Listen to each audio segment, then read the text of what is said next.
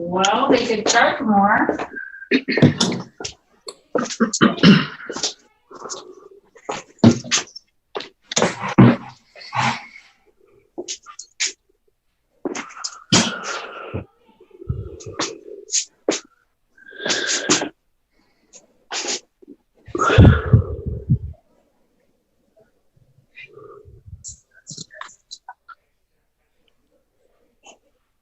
All right, are we live? Yes.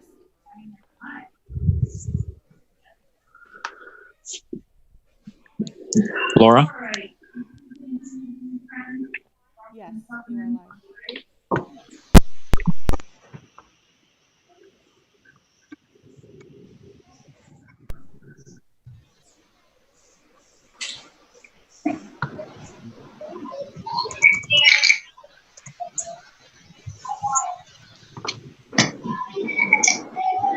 Laura, are we good?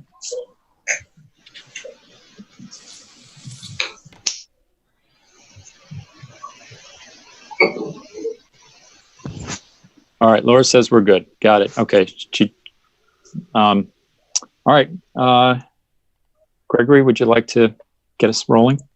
Yeah, so thanks for bearing with us, everyone, while we navigate this new landscape on many fronts, including the technological one we're in right now. So undoubtedly, there will be some hiccup in the course of this meeting, and I ask your patience as we deal with that. We will recover as quickly as we can and carry on. A number of you sent in comments, which we'll read in due course during the course of the meeting. And without further ado, I'm thinking if we all read the opening verse at the same time, it may cause... Undoubtedly, there will be some hiccup in the course of this meeting. So if we all read the verse at the same time, I'm thinking that it's going to cause an audio feedback problem. So I'm going to read it out loud and we'll move on. So the opening verse: the true aim of education is to awaken real powers of perception and judgment in relation to life and living. For only such an awakening can lead to true freedom. Rudolf Steiner. So I am the board secretary. I'm Gregory Schneider, and the other board members can now go around and introduce themselves. Why don't we start with John Tanner? John Tanner, board member. And Julie? Julie Haynes, board member. And John Elling? John Elling, board member. And April? April Sowers, board member. And Matt? Matt Walker, board member. All right, so we are going to run through the items on the agenda. Due to the open meeting law, we are limited to the items on the agenda. We're going to read aloud the public comments that we received by email ahead of time, and due to the open meeting law, we won't be able to respond to those specifically, with the exception that they may be addressed as part of the things we're taking care of today in the regular agenda. So first item on the agenda is the approval of minutes. We have 2 minutes to approve. We have the regular board meeting minutes of February 19th, 2020, and the special meeting minutes of March 4th, 2020. Is there a motion to approve the minutes from February 19th, 2020? So moved. Any was that April? Yeah. Thank you. Any discussion? All right, no discussion. All those in favor? Aye. Aye. Aye.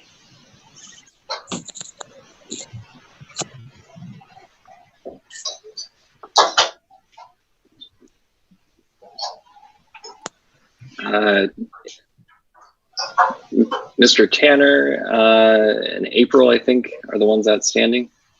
Yes. Yeah, I said yes. Okay, great. And I am going to abstain. All right, is there a motion to approve the minutes from the March 4th, 2020 special meeting? So moved. Any second? Second. Any discussion?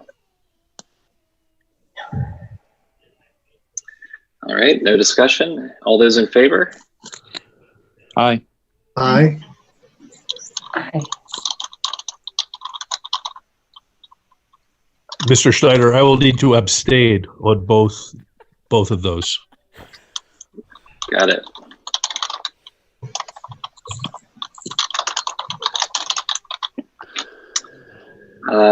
And then April, I didn't catch your vote. Yes. Thank you.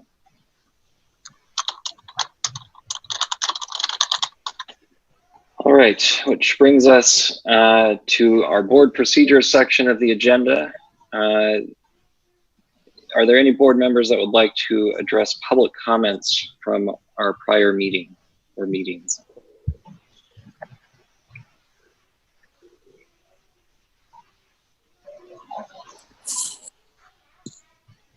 Gregory, are you planning to do so?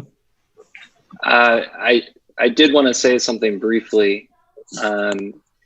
We had a comment last time about the financial situation of the school, which I know has been a lot of bad news for a lengthy period of time. And I want everyone to know that we as a board are doing everything we can to try and right that financial ship. We are pulling all the levers that we have. And we are making progress. And as we get into the finances section of the meeting, I think we have some good news to share there. It's,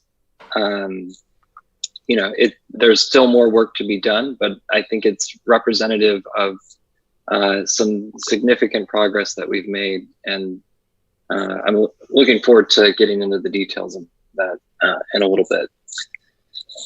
Is there anyone else who wanted to address prior comments from the public?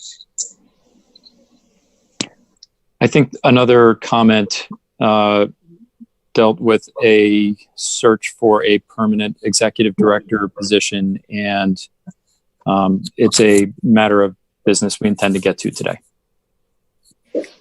Great. Thank you. All right. Sorry, I'm trying to fulfill my duties as secretary and run the meeting, so please bear with me.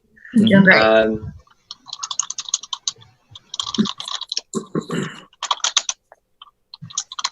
All right, so now I think we had two recent resignations from the board, significant resignations. Clayton Hopkins resigned, our board president, and Jessica Jarrett resigned, our board treasurer.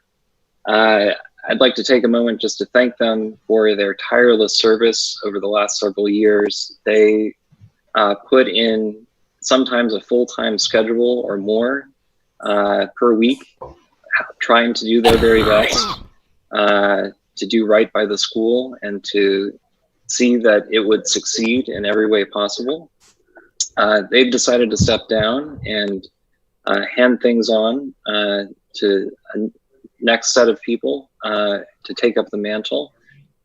But their long enduring service to the school, I think, is worthy of all of our gratitude and praise. And so I thank them for their service, and I'm sad to see them go. Which brings me to, we need some new members. We're down to 6. The minimum per our bylaws is 5. The maximum we could have is 11. So for anyone watching via the live stream, we could definitely use some new members. There are, I think, people who are interested in helping. If you fit that bill, then please let us know. per our application procedures, you need to submit your letter of intent and resume no later than April 1st, so that we can take it up by our May board meeting, which is when we would vote to elect new board members to the board. So I hope the enthusiasm that many of the folks in the community have shown for the school carries on, and we see a wide variety of applicants. If you have any questions about how that process works or the requirements, please feel free to email me, and my email address is on the school's website under the governing board and who we are. And that brings us to, I'm going to swap two things on the agenda here. So we do need to elect new officers, but before we do that, I'd like to discuss the frequency of board meetings generally, and in light of the ongoing COVID-19 crisis and the financial difficulties of the school. So Matt, I know that was something that you had on your mind. Do you want to start that conversation? Yeah, it has been something on my mind. I think the monthly meetings work well when we're in a regular cadence of things, and sort of things are functioning normally and naturally. I think you're right. There's a couple things going on, which means that those normal operations and normal cadence are disrupted. The coronavirus COVID-19 situation is one of them. The school's finances, yes, I think deserves a bit more attention from us. And maybe one or two other items that we'll get at through the course of today's session. So I think we should keep the monthly meetings. There's a need for us to be getting together, discussing. That get pushed back, often get pushed back again. And I personally would rather meet more often than have 4-hour-long meetings. But I'm available, so that could make a difference on people's work schedules. What have you. I think meeting more often, especially as we work through the budget for the next school year, would be great, so that we can all really get on the same page, feel confident, and just work towards the vision of our school moving to where we hope it will be and where we want it to be. So I think that it's necessary to have a couple more meetings until we really get things better dialed in.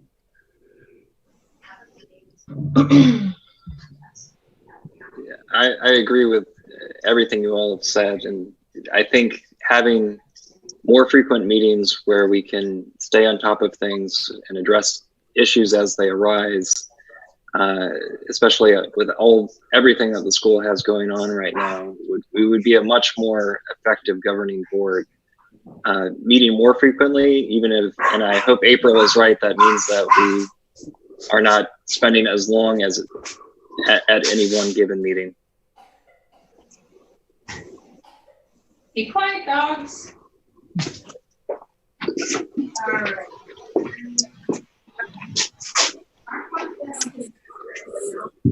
So, any other thoughts on the frequency of our meetings?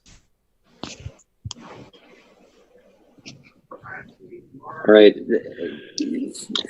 Is there a motion to schedule meetings every 2 weeks? We have a number scheduled out right now through, I believe it's through June or July.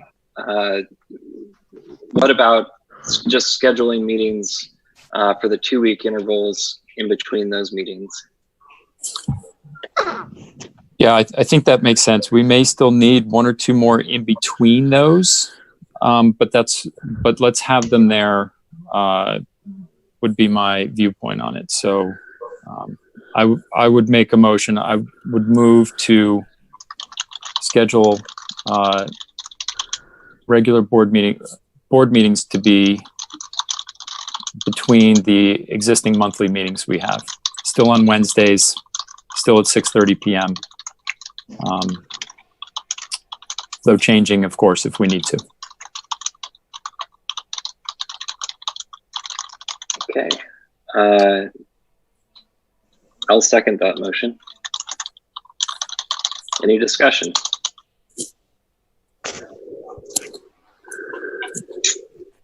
Okay, all those in favor? Aye. Aye. Okay. Anyone opposed? Okay, I will take from the silence that everyone voted in favor. All right, which brings us to the election of new board officers. This obviously involves a significant time commitment, and we need to be careful about electing people who have, I think, significant experience to help. Personally, I think Matt Walker would be an excellent board president, and I'd like to see if he'd be willing to take the lead on that, and of course open to any discussion about that. And then as far as treasurer goes, with John Elling's significant experience in education for a lengthy period of time, I think would be well prepared to handle that post and to do it well. But I'm open to other thoughts and other nominations, so that's just my thought.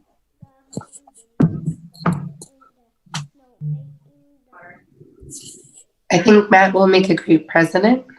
I'm looking forward to the future.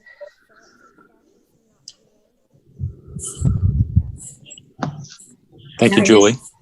I echo Julie's thoughts. I know that Matt has taken the lead on a couple things, and especially with Clayton's resignation, he just kept us going, and I appreciate that. So I'm behind you.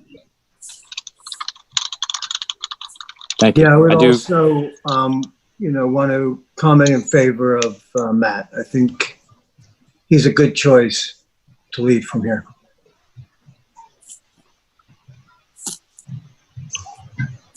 Thank you. Yeah, I do recognize it. It's a big commitment of time and energy.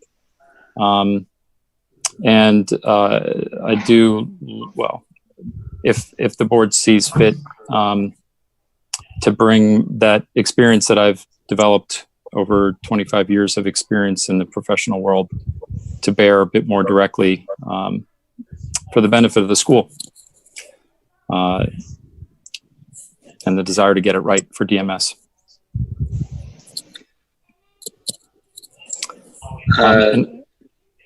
Sorry, go ahead, Matt. No, well, maybe we should do I can't set it in motion, I don't think, but do one and then the other, perhaps? Yeah. Was that Julie? Yes, I move for Matt Walker to be our new board president. Second.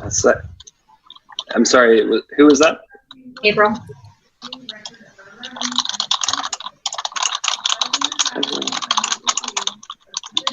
Okay, any discussion?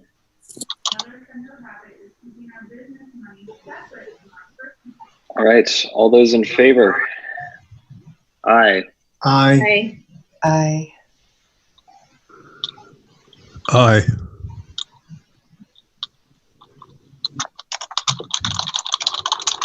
Anyone opposed? I think that was unanimous, but just checking. I'll abstain. Okay.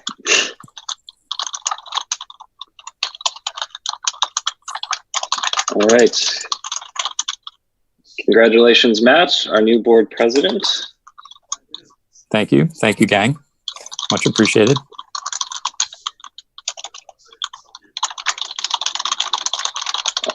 All right. Is there any more discussion regarding the treasurer position? Well, why don't we make a motion? So I would move for John Elling to be nominated for treasurer. All right. Board treasurer. I'll second that. Any discussion? Yeah, I think John would be wonderful for us. He's got a lot of experience directly running a school. He has been through a lot in the course of his career, financially dealing with financial matters and other. I would love for this board to draw upon that experience, again, for the benefit of DMS.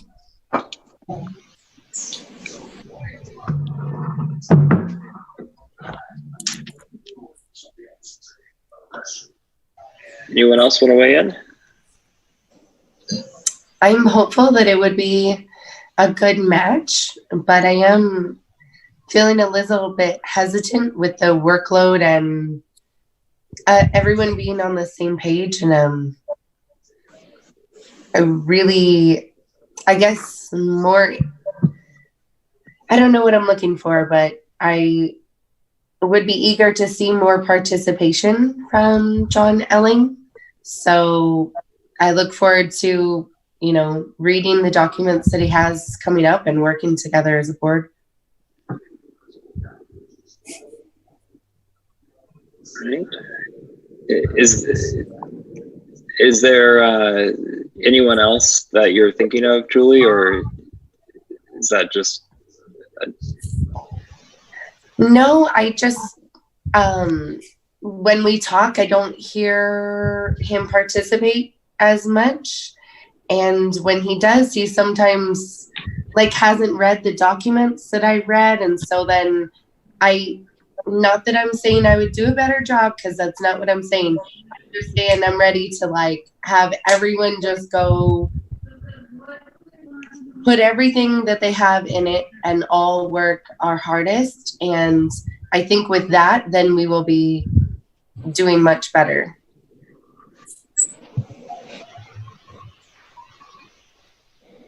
John, what do you think? Are you up to the task? I can agree with Julie. I'm not a person of many words. If I have something to say, then I will say it. I do read the board documents, though, and prepared for the meetings. I know that right now, the financial issue at the school is not the best. The board treasurer isn't one that does the day-to-day stuff, and I would not have the capacity to do that. But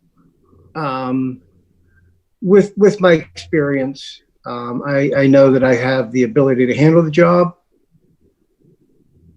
But that'll be up to you folks. But I think he's a deep thinker on a lot of these issues and has a wealth of experience that we could draw from, and someone who is willing to put their. We are getting those thoughts on the table.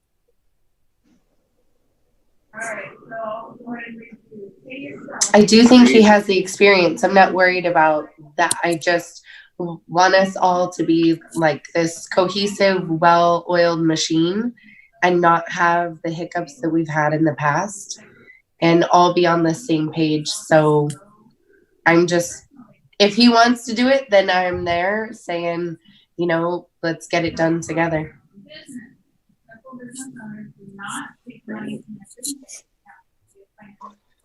Anyone else want to weigh in? I would just, Julie, do you think I'm not on the same page, or I'm not understanding, but I think that sometimes it has felt like when we're having discussions in the past that you weren't on the same page. And so that made me a little nervous although I haven't totally felt because the financials haven't been, because the people who were in the positions, I wasn't seeing them see eye to eye, and it was hard to follow.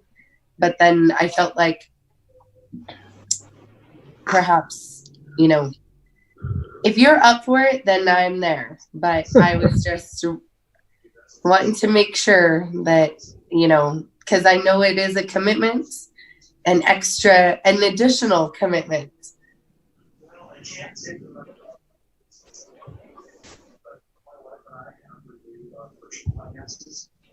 Right. Any other discussion?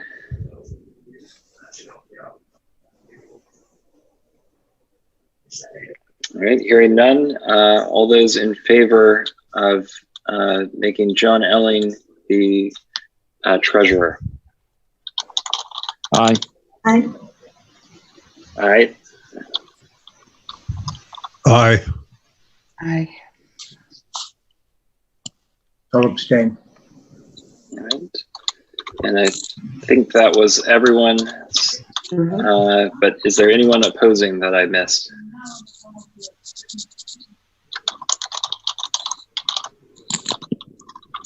All right. The motion passes. Congratulations, John. You are the new board treasurer. Thank you, John Elling. Much appreciated. Yes, thank you. Thank you. Thank you. All right, moving right along.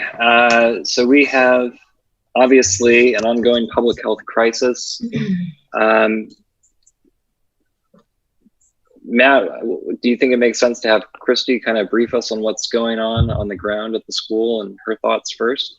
Yeah, I think so. So we've invited Christy into the meeting for a couple of purposes, and this is one of them. Obviously, it is the biggest topic worldwide, and we're feeling it as parents, as family members, as board members, as leaders, as workers, feeling it in every way, shape, or form. And obviously, that's why we're remote and virtual today. So I believe I know I have some questions, Christy. The board, I'm sure, has some questions. It's been a moving target. Things have changed multiple times. Things have been changing on a couple times a day basis.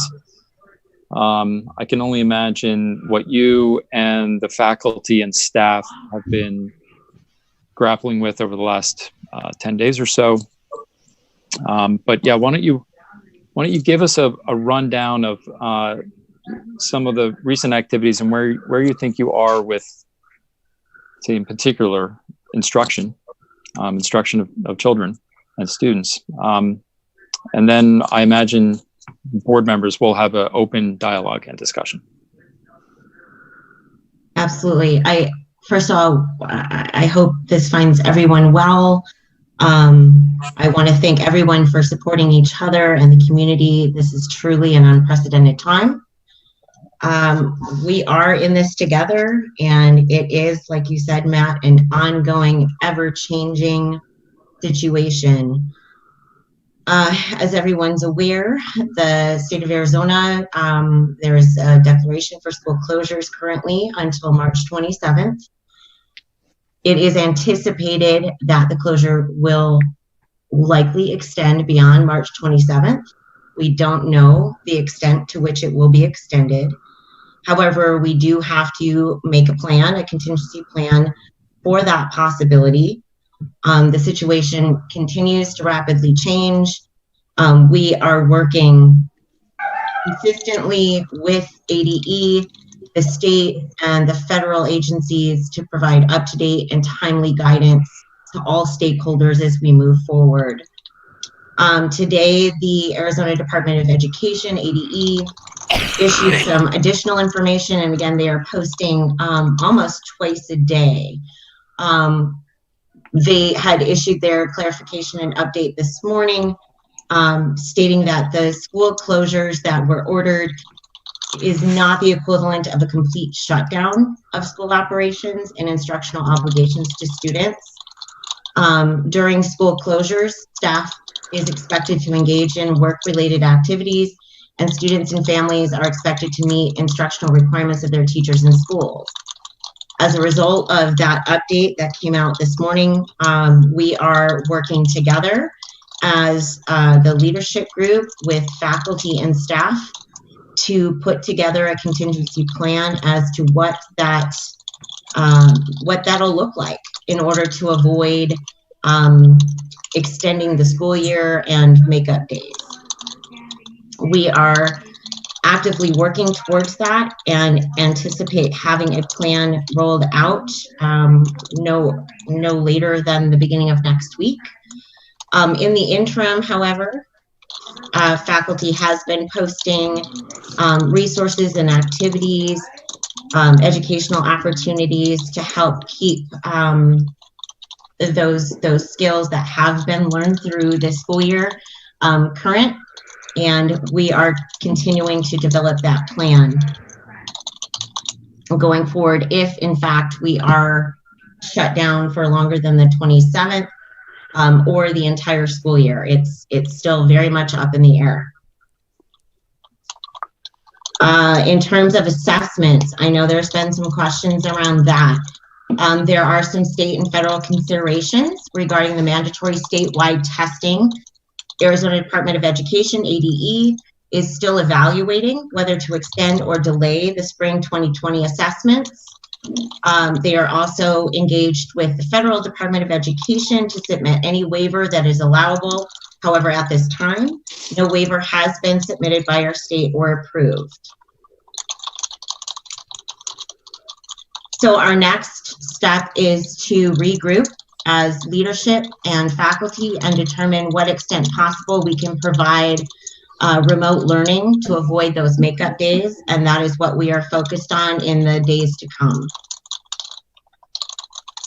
I submitted my written report beyond what I've just shared. If there are any questions, I'm happy to entertain them at this time.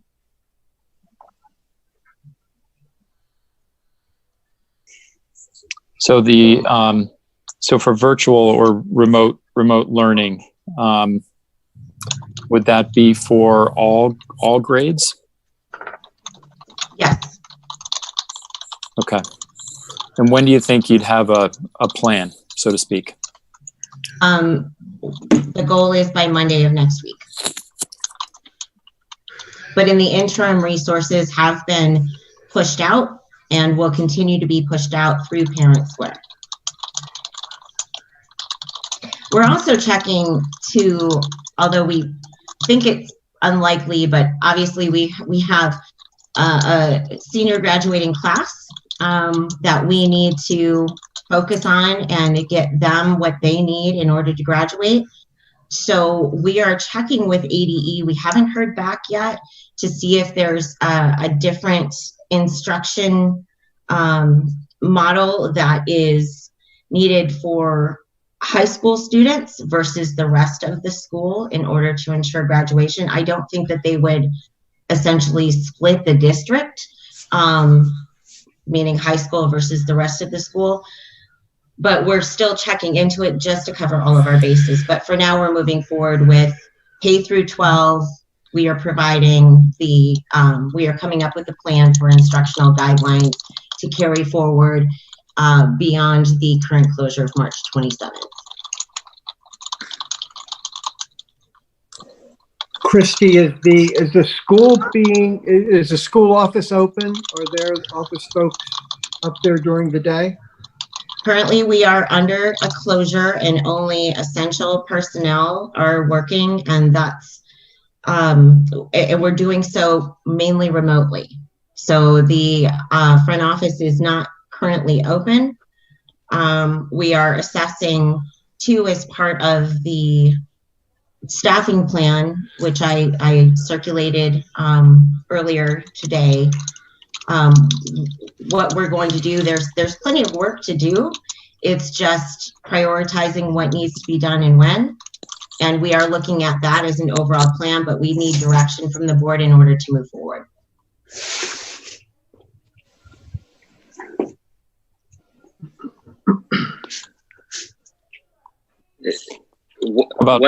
Can you be, sorry, go ahead, Matt. No, please, Gregory. No, after you. I was just going to follow up. What direction specifically are you looking for? I didn't quite follow what it is that you need from us. Sure. So the ADE left it up to the discretion of all schools, including charter schools, to make a determination as to whether we are, as a school, to create a plan for hourly workers through to engage in work-related activities in order to get paid. That that could take the form of various activities, but overall there are different avenues that we can take. I did outline those in my board report. Obviously, we have a wonderful faculty and staff, many of whom are hourly and are dependent on paychecks. Funding, I do want to mention, funding according to the state has not been impacted. We've reached our 100th day, so we will continue to get funding. It's just a directive from the board as to whether we can remain open. It's at the charter's discretion as to whether the school facilities can remain open for operational needs. So that is what we need guidance on from the board. And when you say open for operational, do you mean campus being open? Well, ideally, there are some tasks, like I mentioned in my report, that can be done remotely. Yep. And that's obviously going to be our focus. And also, if there are required activities on campus, multiple projects, we will certainly adhere to the precautionary measures that have been issued by the CDC and our Arizona Department of Health. Mm-hmm.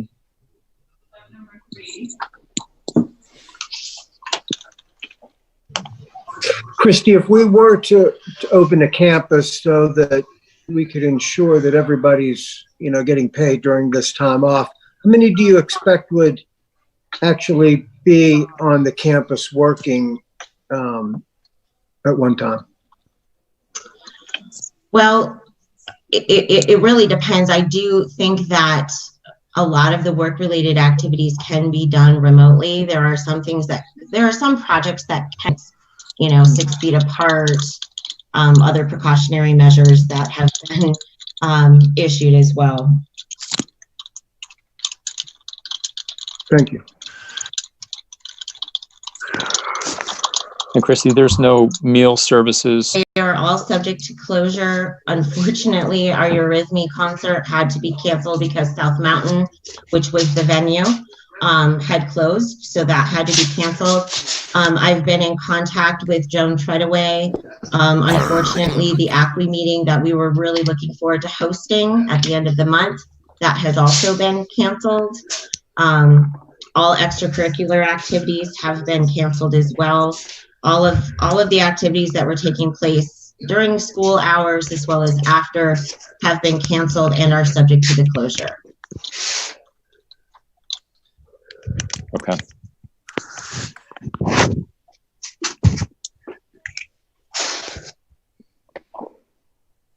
So the private programs are also covered by this? That's actually an issue, a finance issue that is outside of our purview as administration and leadership. The private program, currently the contracts are for 10 months. There isn't a provision, like so many other things during this time. There isn't a provision for if school is in mandatory closure by the state. So we do need to consider whether billing should continue or if there are alternative educational opportunities that we can provide in lieu of coming onto campus. And that is something that is outside of our purview, and we need the board's guidance on. So is that not part of the plan that you guys are working on that would be ready by Monday? We're focused on K through 12, which is what the ADE guidance is structured to.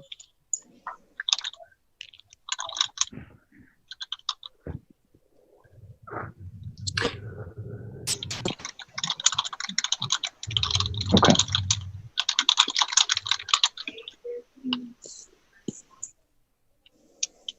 Other board members, what other questions do you guys have? Well, I'm curious about the private program. If there is no plan in place to provide resources to parents, or outside, I guess just guidance for what parents could do, I would question having them continue to pay, because then what are they paying for? They're not they're not getting the services that they're paying for. That doesn't make any sense. But if there is something specific and a plan in place to provide them with some semblance of a Waldorf private program, then sure. But it's kind of up in the air right now, it seems. Yeah, and I do want to mention that the governor's declaration for closure, it does only apply to K through 12. It doesn't apply to preschools, Head Starts, daycare facilities, even those located on the K through 12 campuses. We are, though, encouraged, if we do have those sorts of programs, which we do, to follow the guidance by the Department of Health Services. But the preschool portion is not required to close. That is something that we can certainly, and we will look into. We are more focused on the K through 12 in terms of the educational plan that needs to be implemented going forward if the closure continues. But certainly the preschool part needs to be a part of the analysis. And I think we just need direction from the board as to, at this point in time, do we just put a stay on the billing and until we come up with a plan? And then also, obviously, for the board to consider the financial impact of doing so.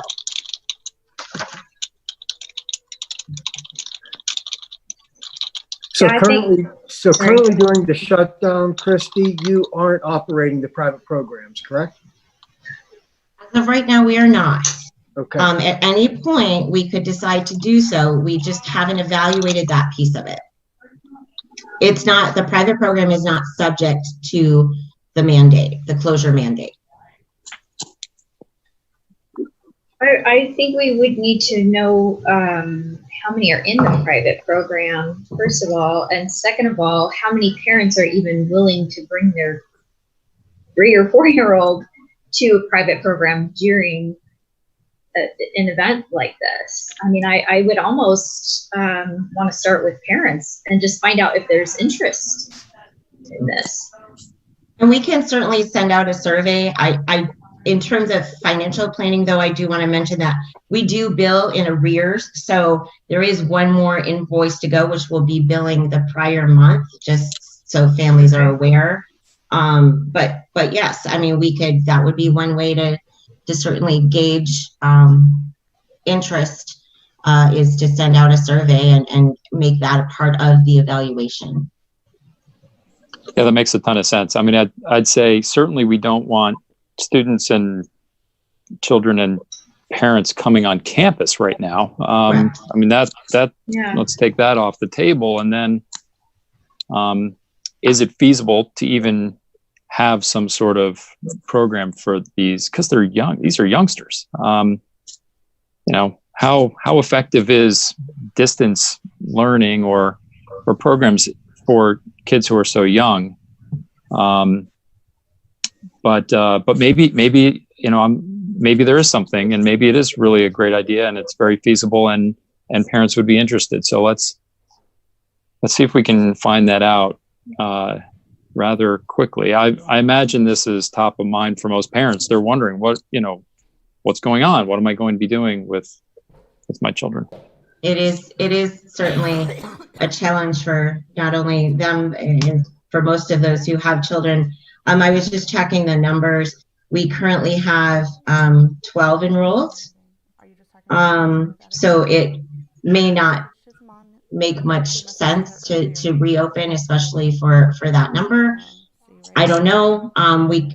It's still worthwhile, certainly to send out and engage interest, but we have to balance the interest with respect to the safety concerns associated with this pandemic.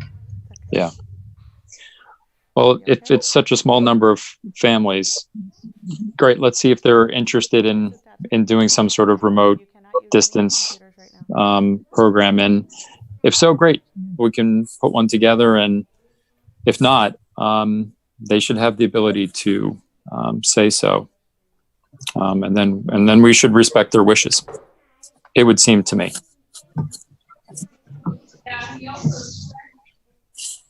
I agree with that. If the 12 enrolled families are open to it, then let's see if we can work something out with them. If not, then I think we should probably stay the billing until the program is back in place. I agree. Yeah.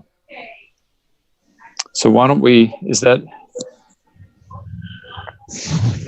we should probably do a formal motion for that and a formal decision, but let's hold all of the motions to the end, and sort of figure out the other decisions we need to make. So that was one of them.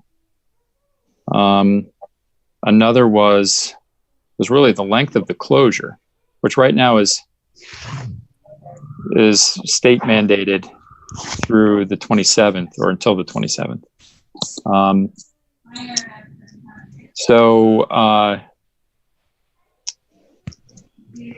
We could do a couple of different things here. We could give Christy the discretion to close or not close up to a certain point. We could say just closed until further notice. But we should define what we mean by closed also. But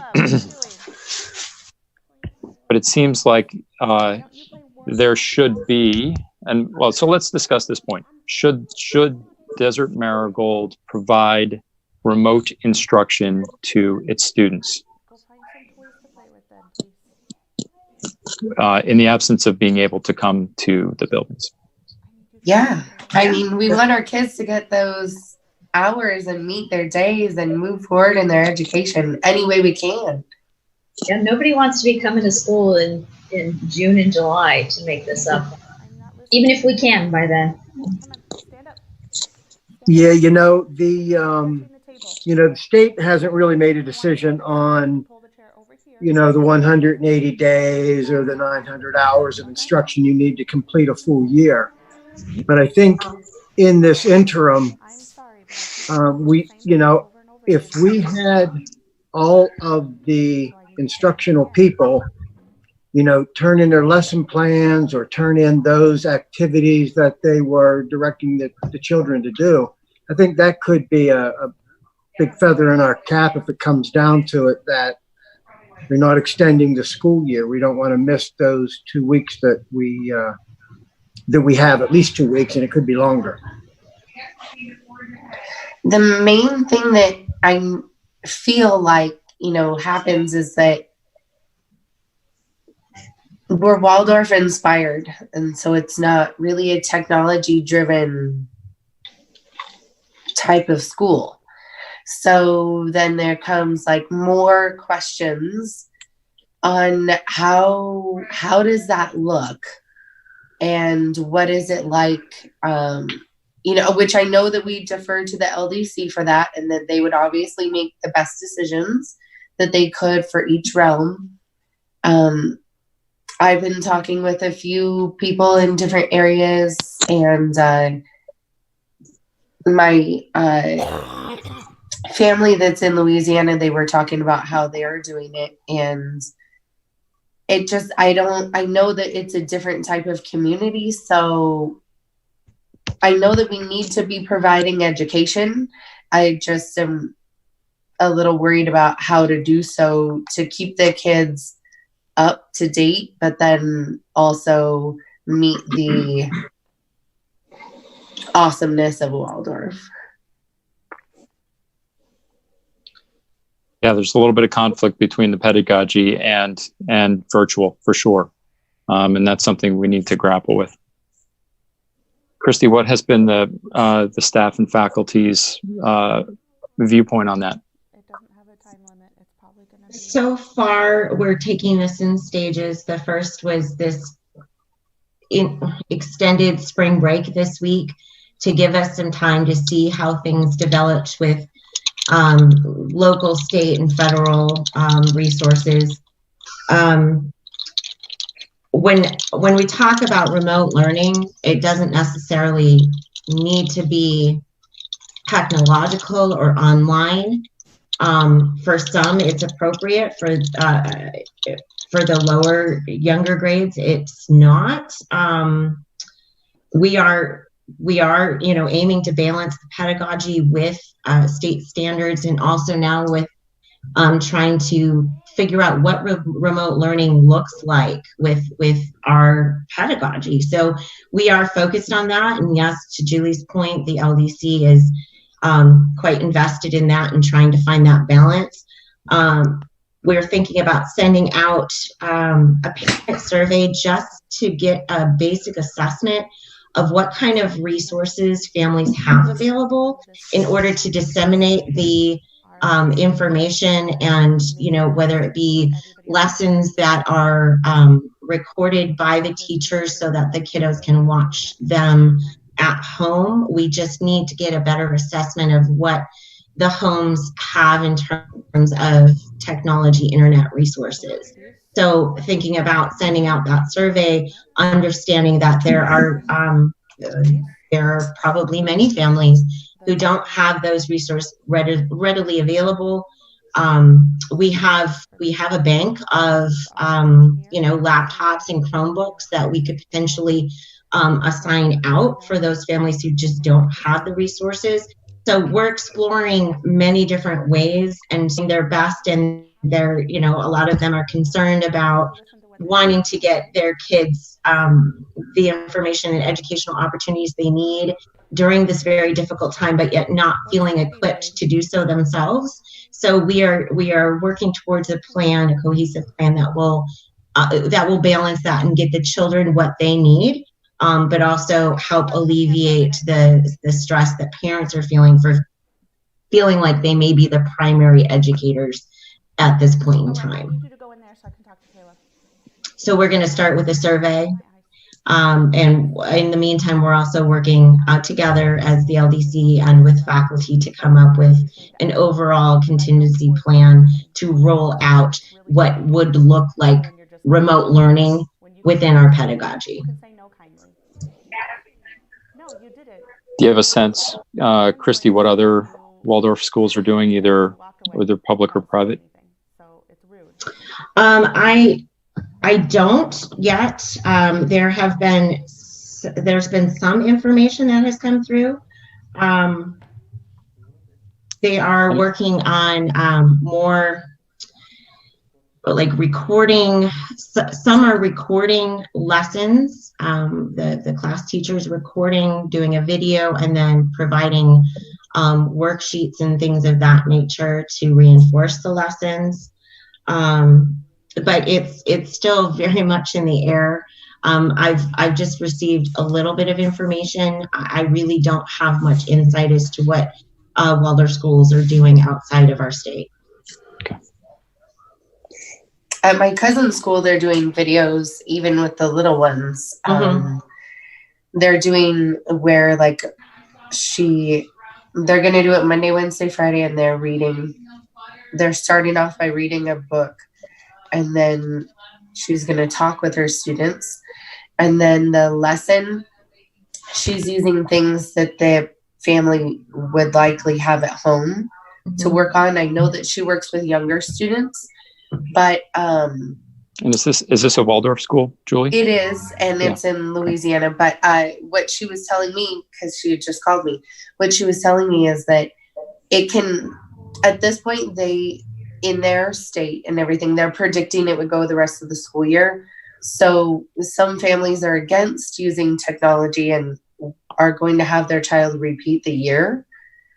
But the people who are doing this don't love the idea, but are going to utilize the resources and the technology because we're in this pandemic predicament. Okay. Well, can we, I don't know that we need a formal motion, but can we provide the board's recommendations or a push with respect to this? I'm reluctant to sort of mandate it, but can this board provide a strong recommendation, perhaps, to pursue virtual learning opportunities? I think we have to prepare for the worst. And I think the worst in this case is we are directed to close campus for the foreseeable future. And we're directed to do that by the state. I think others are already moving in that direction. So we need to contemplate this. And so should we, the board, provide that recommendation to Christy and staff? What do you guys think? I think Yeah, we I need think to do so. whatever it takes to get them the continuing education that they deserve. It's not their fault. I agree. I think we need to give our staff and teachers benefit of the doubt. And I think most parents are kind of in that mindset of we're all just doing our best. And we've just got to do what we've got to do. And I trust that the teachers will have the students in mind when they're creating their plans going forward.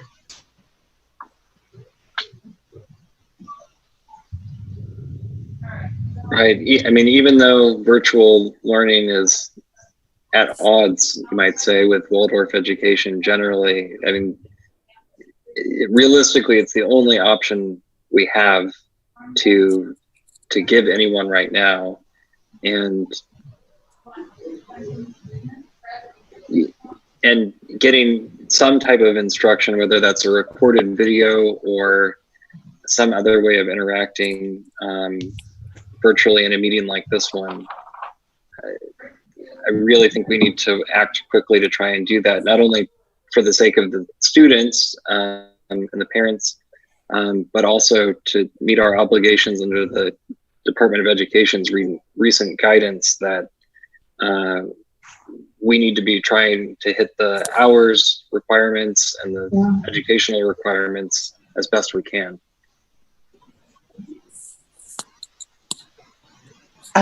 What about Mr. Tanner? How does it look from your perspective? Yeah, it's a difficult situation that I don't think anybody really knows the answer. We've just been talking about that. I think it depends on how you do it. There are some options. 7th and 8th grade really could go to things like Khan Academy. But I mean, Waldorf education is a hands-on practical experience. Right. I tried to give out some assignments this week that focused a little more on the children's experience with their families, things that they could do at home that their parents could help them with. But in order to really meet the needs that I think the state is hinting at, it's going to take a lot more than that. I think some of the parents are a little frustrated as well because they're not the children's, well, parents are always their children's primary teacher, but they're not their primary academic teacher. And so I think the parents need some direction as well.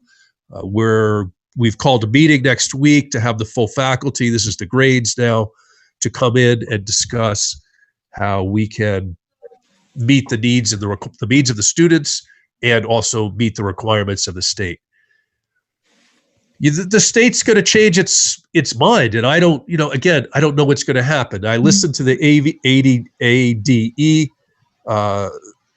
yesterday, and they said that they were making a commitment to being able to make an announcement on the 22nd. I don't know if that's going to change or not, or whether they, it's so tenuous and fluid. Yes. But rest assured that all of the teachers in the grades, every single one of them have put forth a plan this week for the students in their class. So we're on it. We want to give something for the students to do, so that it's meaningful, that they can stay in the game. So just so that you know, all the teachers are on board. And if I could just add to Mr. Tanner's statements, thank you, Mr. Tanner. The high school is also working to provide their students with the educational opportunities that they need in order to access the curriculum. So all of our teachers are working diligently.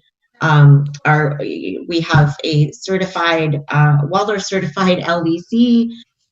They are working not only with each other and their respective faculty and their respective realms, but also with other Waldorf schools, and using the information and the knowledge from teachers to guide us and the school through this situation. So more to come. We will certainly provide regular updates, keep everyone timely updated as things evolve, but our plan is to, as Mr. Tanner said, put together plans and implement them in order to get our students' educational needs met.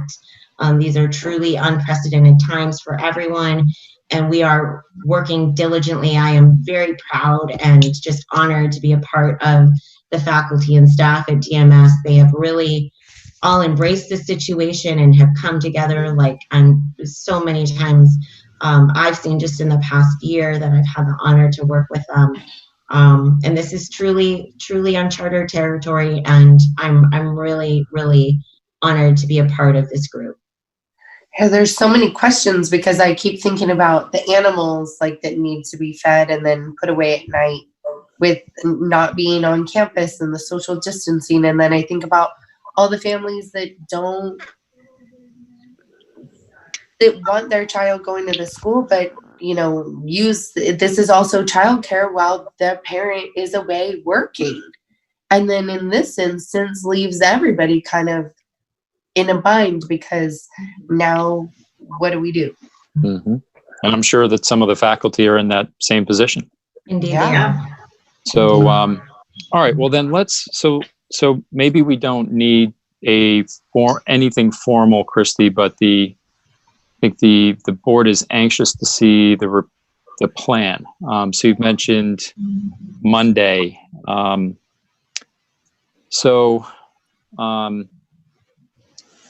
Perhaps what I'd like to do is I'd like the board to have a chance to review that meeting, or if you review that plan next week, so that we can approve it, let's say, in time for communications to go out, such that whatever the plan is, it can begin on that following Monday. I don't have a calendar in front of me, but it would be 10 days from now or so. So that it gives you and the faculty until Monday, the 23rd, to finalize it. The board gets to review it on the 24th. We meet on the 25th. Decisions are made or approvals are given. And then whatever it is, whatever the plan going forward is, it begins on March 30th. Is that a reasonable timeline? I think that it is. My only hesitation is that it just seems to change so frequently, and we really are waiting to hear from the state as to more direction. There's another update scheduled for Friday, and we are in the meantime going to continue working on our contingency plan. So I believe that we would be able to make that deadline, but I just want to put in the caveat that it is subject to change as the greater situation changes. But that is certainly our goal, and we will work towards that goal of getting that information put together in a format by Monday for the board to review. Other board members' input? Matt, I'm just wondering if waiting for our approval to start rolling out the plan is really a hamstring we want to put on the faculty and the administration right now, especially with everybody staying at home. And I mean, I'm sure a lot of the parents at the school would appreciate something tomorrow.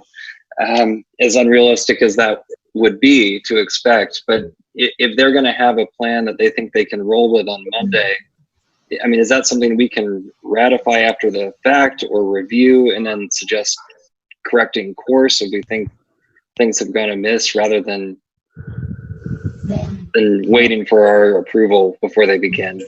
Yeah, my concern is just the opposite. You know, I'm a fan of deadlines. I like deadlines. They have a way of making things happen. So that's what I'm thinking. It's of course things could change between now and then. They have been. It'd be nice to be ahead of deadlines, and if that happens, great. If the plan feels ready sooner than that, I'm sure we would meet very quickly to approve it. But I'm thinking more the opposite. I don't want us to be a few weeks and still without a plan. And I don't mean that as a slight against anyone. I recognize there's a lot to work through, but having a deadline has a way to sharpen people's focus.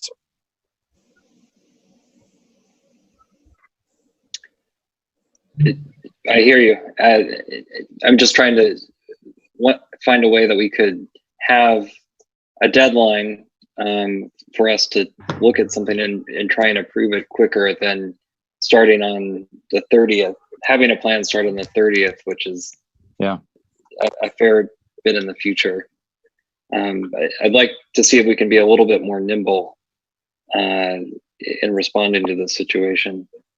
Yeah, I'm confused. I know Matt, you're talking about like approving this plan. If we're not having to make motions and vote or whatnot, can't we just make it as simple as she submits it like a report on Monday and we can all look at it, and if we have comments, we make comments and go on from there. I mean, I think parents are just as anxious as the teachers are to get things rolling, because I mean, the way things are going, I assume this is going to extend past the 27th. So I feel like if the teachers are ready on Monday to roll out a plan, let's take a brief look at it, make our comments known, and go from there and do it as quickly as possible. Well, and April, to your point, if I may, that's part of why the state said March 27th. It was to give all of us a time frame by which to develop a contingency plan if it does extend beyond that. So that's why our school, along with so many others, have taken these incremental steps to provide, parent resources, assignments, educational opportunities, but not doing a full-blown instructional plan to carry out. It's giving us some time as an organization to develop what that will look like beyond the 27th. And that's what we have been working towards, and it is a work in progress. So that's why this state has given us until the 27th. John Elling, how about you? Yeah, well, I do agree that, just as John Tanner mentioned and Christy had said, a lot of the teachers are putting stuff out there for their children that are home right now. And I wouldn't want to hinder that at all. I think that needs to continue. I was wondering, Christy, the plan you're talking about, what are all the aspects? Is this basically just the distance learning? Is that what the plan is that you're preparing for Monday? That seems to be the direction that we're being guided by ADE, is developing almost like a homebound educational platform. And I even wonder if the board should have, maybe we leave that up into you, and the staff to decide how that plan looks. Now, again, you all work on that. You can present it to the board and we can read over it and we may have some suggestions. But is it a specific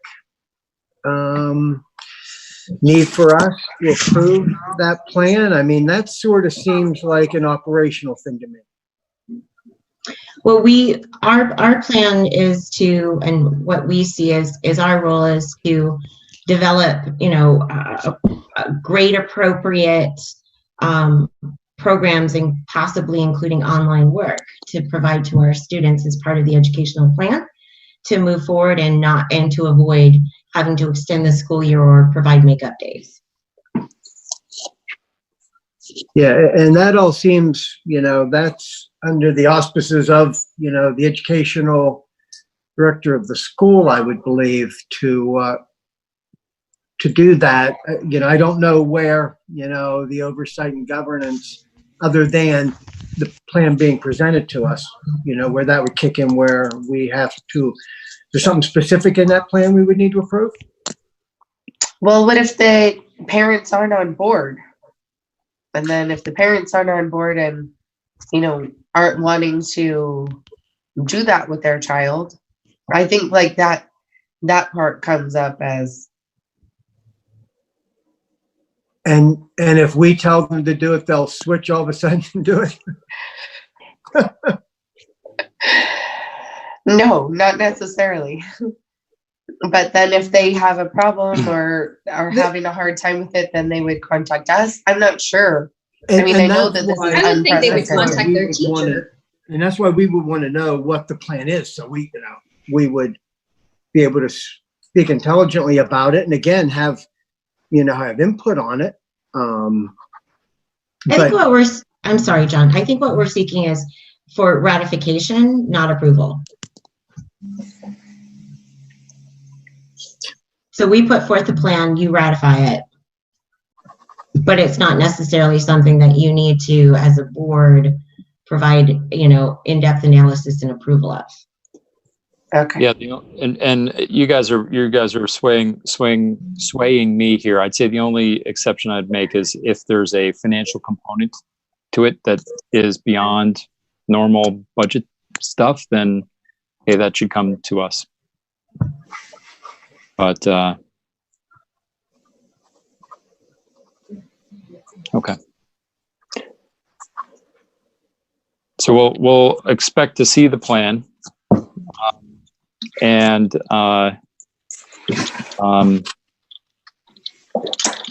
we'll have input on it. But it's up to the staff and faculty and staff to run with it. Is that what we're saying? I don't know that even input is the right word. I feel like it's just a report that Just a they're review. showing us, and often, like the board reports Christy submits to us, we're free to ask questions, and that's about it. And this specifically is about education, and we trust our teachers to, provide that to our kids. I don't feel like I should have a say in that, but I can certainly ask questions.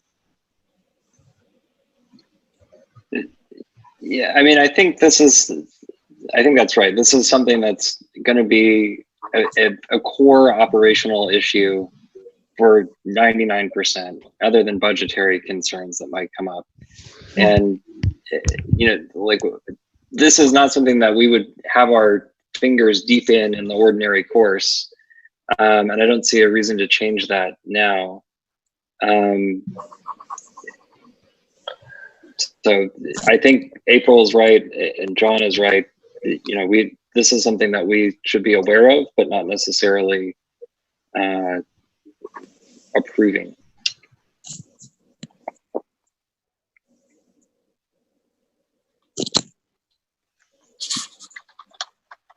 Okay.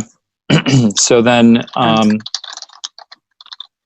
do we need to address the length of the closure?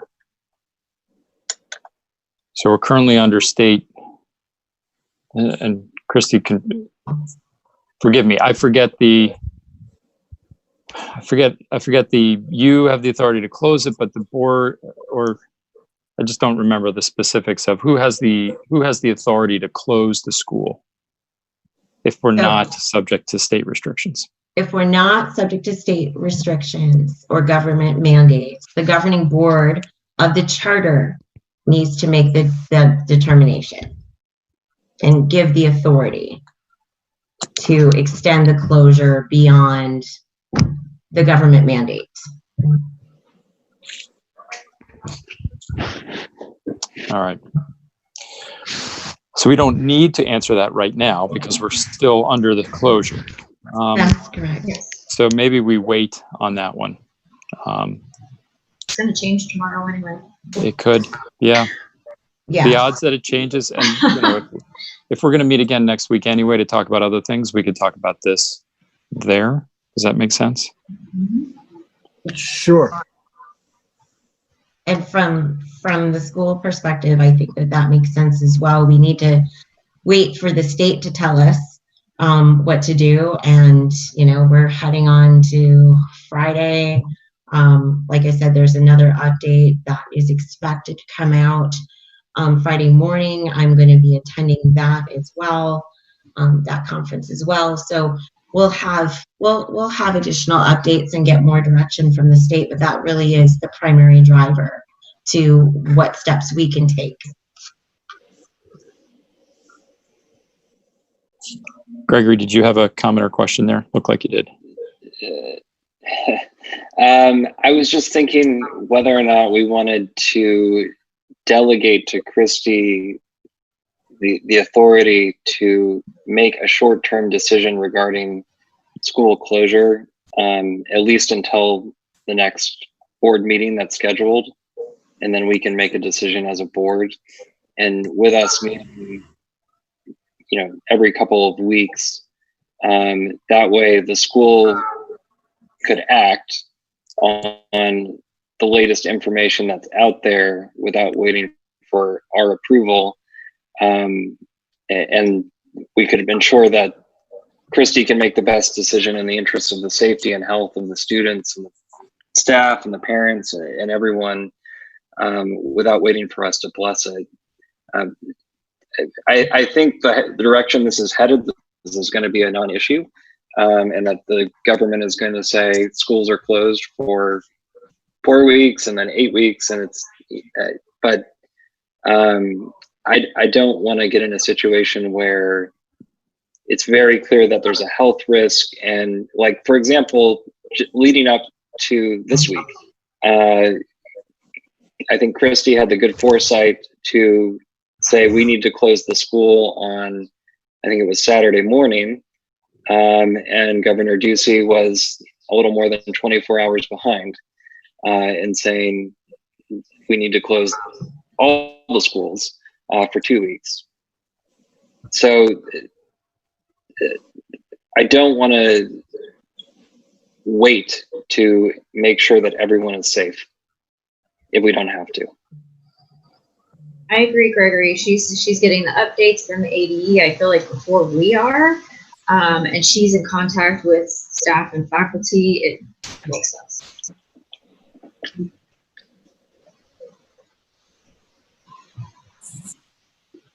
Seems sensible. So what would you propose, either Gregory or April, as a, up to 2 weeks, something like that, or independently with up to 2 weeks? I don't know what else you had in mind. Yeah, I think that's right. And I guess I'll make a motion to delegate to Christy the authority to continue a school closure for up to 2 weeks during the course of the COVID-19 pandemic. Second.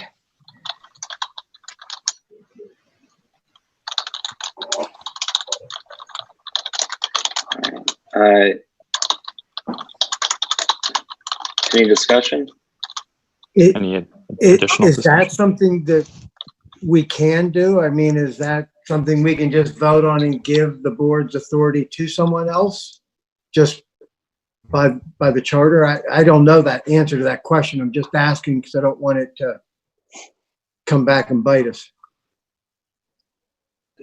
I think that we can. I mean, I think there would be objections if we made it unlimited and we were just totally abdicating our role of oversight and governance. But we don't meet every day in the way that an operations person does. And given the nature of this crisis and the day-to-day developments that are ongoing, I can't imagine someone saying you were wrong for enabling someone to make a decision to manage a crisis. Yeah, and again, it was just a question. It wasn't an objection by any means. Just wanted to bring that up. I want to say there was some examples of this actually in some of the information that ADE rolled out, and even in something that Christy sent today, where it was notes. It was like meeting minutes of other school boards that had met, and they had done very similar things with their principals and executive directors, saying, you know, yeah, I read those things. I know they had to do with, you know, paying the hourly and it had to do with that. I think that was really what Christy had wanted us to look at. Yeah, but there was more in those meeting minutes with similar verbiage to what we were just saying.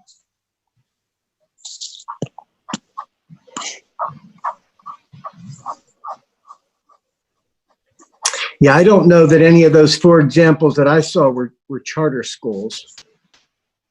They were. That's true. Yeah, they were large districts. Yeah, a little different, but I think it's the same idea. And so Gregory, what was the wording of the motion again? Move to delegate to Christy the authority to close the school for up to 2 weeks pending the duration of the pandemic. Okay. For up to 2 weeks, just at all, or beyond where we are today in 2-week increments?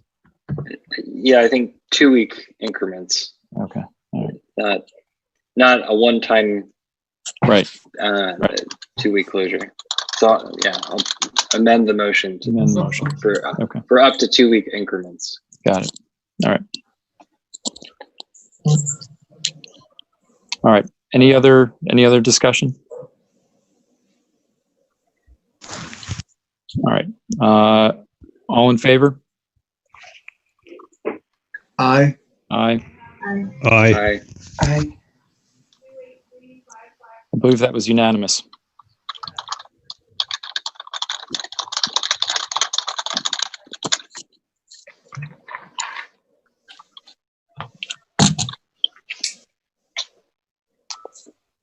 Okay.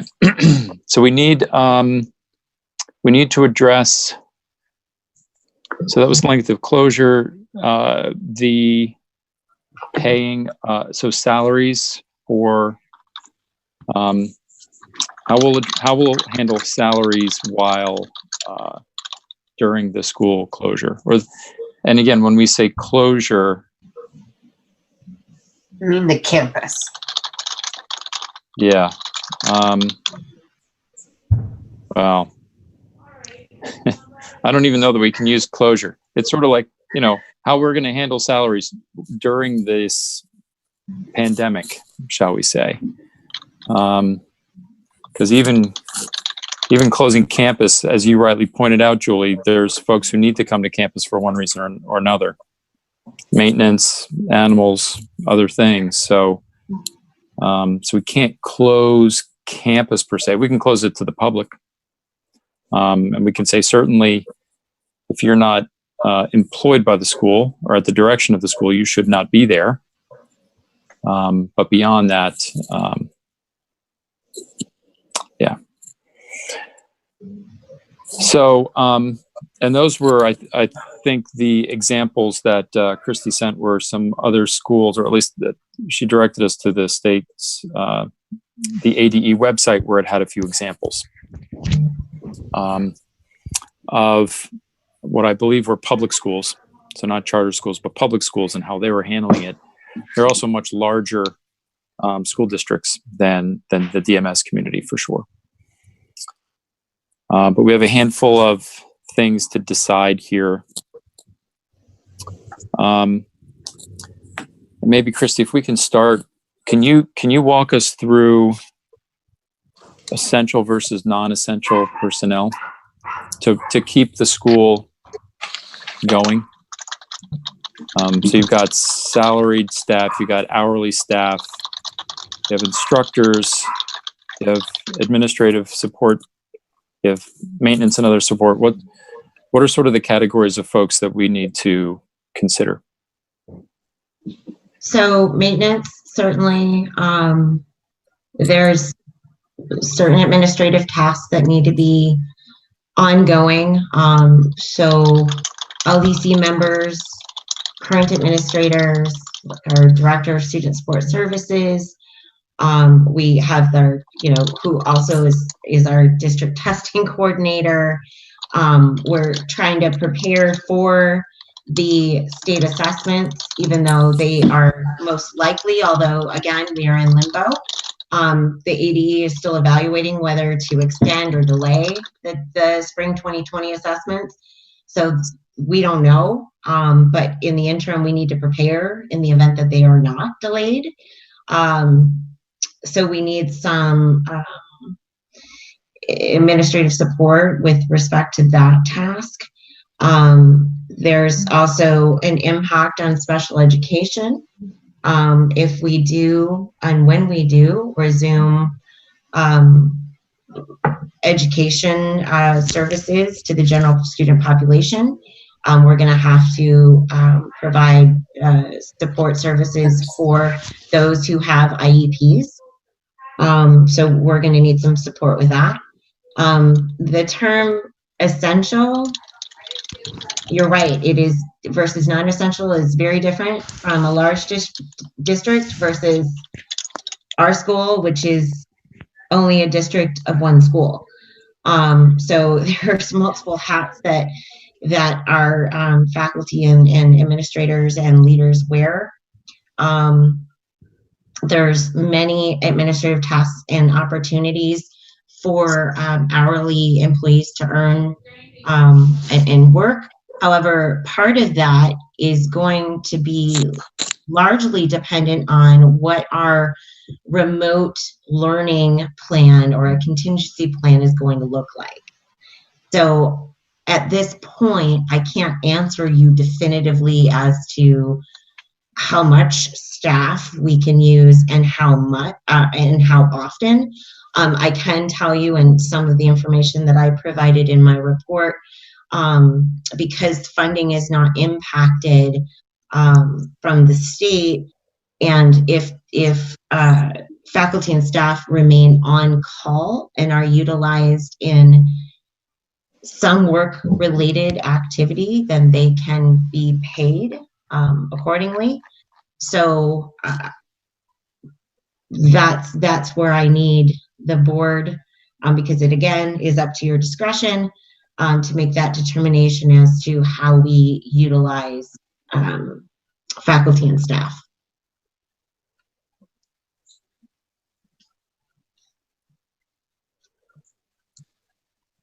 I think your plan probably is going to show how you're going to utilize those people, and that I kind of want to go with what the ADE says and pay them for their work. I was trying to imagine, because John and I were in the car together. Certainly, if folks are working, they deserve to be paid. There's no question about that.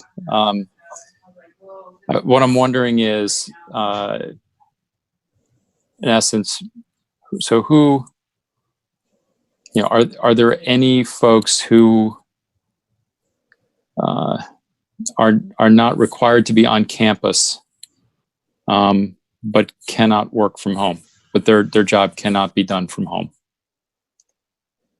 Because if they're not able to work from home, or if they're not required to be there, and if they can't work from home, well, then they can't work. Mm-hmm. And so we shouldn't pay them. So that's, Well, and that's where the additional paid sick leave that's being provided by the federal government will come into play, as well as the extended sick leave, family leave that's also been approved. I just don't know at this point when it's going to trickle down and impact our equalization payments in order to provide that funding. So that's where we're kind of up in arms. I mean, I do think that we can find opportunities to utilize most of our staff, but it's not going to be to the level that they are used to being compensated for working because they're not servicing the students, 8.5 hours a day. Yeah.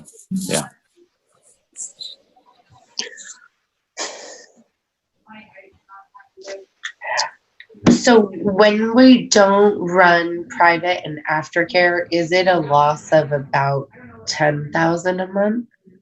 Yes. I'm just, And I do want to point out, since Gregory's taking the minutes, I said 12, it's actually 16 we have, but again, we'll still, but I wanted to update that number. I got it. Thank you. You were saying, Julie, that the revenue that the school earns from those programs is about 10,000 a month. And if we're not collecting so we that won't be because we're not generating providing, that, so then it will be harder to pay our staff. And then my only other concern is, I know everyone else is in the same pandemic situation, but when will we actually get the payouts that the government has spoken of? Because we don't have enough reserve to cover until that comes in. So just for the current makes me wonder how it's gonna come out. So we'll receive our funding or our next equalization payment on April 1st. Okay. And we'll see what that amount is. I can't tell whether they're basing it off of the 100th day attendance or they're going to base it off of our last month before this closure hit attendance, which is vastly different. So our 100th day was January 22nd. And, what we had in attendance as of March 1 is less than what we had on the 100th day. So I'm not quite sure how they're going to equalize that. So really the huge question mark is April 1st payment. What's that going to look like? Yeah. And then we'll have an idea of what that's, carry forward for May. And then do we know if the state is going to pay per student that the teacher works with? Is there a cutoff or a ratio? It just makes me wonder about all the little details. Right. So they haven't drilled down to that extent. What they've said is just during the closure, there's no impact to funding following the 100th day of instruction. So really what that translates into is, are they going to use the 100th day and fund that way and then shore us up at the end of the fiscal year? Or are they going to use March 1, which is our last payment, and just basically duplicate that for April and May? Right. They're not saying yet. Okay. And it could be a considerable difference. Yeah. Yeah, again, more uncertainty, a lot of uncertainty out there around this. Yeah. And part of it is the revenue that the school will collect from the state. Part of it is whether or to what degree or what it will look like the services that the school, the paid for services, tuition-based services that the school provides, whether we'll be doing that and to what degree. And then, yeah, uncertain right now. So if the state's already guaranteed during this 2-week mandated shutdown that the state put in that our funding is going to continue from what it would have been on the 100th day. So maybe we can continue, paying everyone at least for these 2 weeks, and then make the decision at that point based on a lot of the plan that Christy's going to give us to actual usage. What do we think about that? Yeah, we'll know more. We'll know a lot more in a couple of weeks, right? Yeah. So in 2 weeks, we'll know what the April 1st payment will be. In 2 weeks, we'll know what the plan is for what age-appropriate education is going to look like that the school will be providing. We'll understand job-wise what and who is impacted by that plan. And I would think if the schools are going to open and it's only going to the 27th, by next Wednesday, they're going to have to let people know. In fact, I don't even see how they can just say, okay, next week, everybody back to school. I looked at them extending it at some point a little bit just to be able to get everybody back to operational. So John, you're proposing. I'm proposing to at least, I know the instructional staff is obviously going to get their salary. Yeah. The ones I'm thinking about, we really need to make a decision on is those, the office workers that are hourly and any of our assistants and other staff members who are hourly. Those are the ones that, I would think, okay, can we cover at least an average of their salary for the 2 weeks up to the 27th? And then hopefully we have a little more decision in, or a little more information in to make a decision beyond that.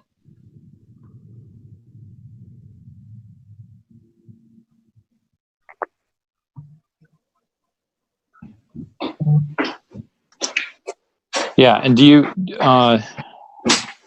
what portion of the monthly salary are the hourly workers? Is it a small portion? Are we talking about the margins here, amounts that are in the margins in the grand scheme of things, or is this a significant amount? I thought I had recalled that when Jessica was talking, it was kind of like a 80-20 split, if I remember, for our teaching staff and then the hourly. Does that sound right, Christy? I was trying to quickly look to see if I could get an answer quickly. I'm looking at the payroll register. I don't know that it's 80-20. Are you asking in terms of just dollars? Yeah. Yeah. Okay. I mean, it's difficult for us to make a decision here because it's difficult to quantify it. Yeah. Right. It's tough for us to know the magnitude of the decision. Certainly, we want to treat people well and treat them with respect and the appreciation that they deserve, because they've been working so hard, and certainly leading up to this. I think something worth mentioning, since Julie brought up the fact that our private programs aren't running, so we have a loss of revenue. But also with the school being closed, I mean, I'm assuming we've got to pay mortgage unless the state steps in and says we're freezing, whatever. But with the school being closed down, our electric bill should go down, our water bill should go down. We're not using supplies. So while that doesn't add up in revenue, it is money that we're not, don't have to spend right now, which, every penny counts. Keep sending in your tax credits. Right. Something to think about.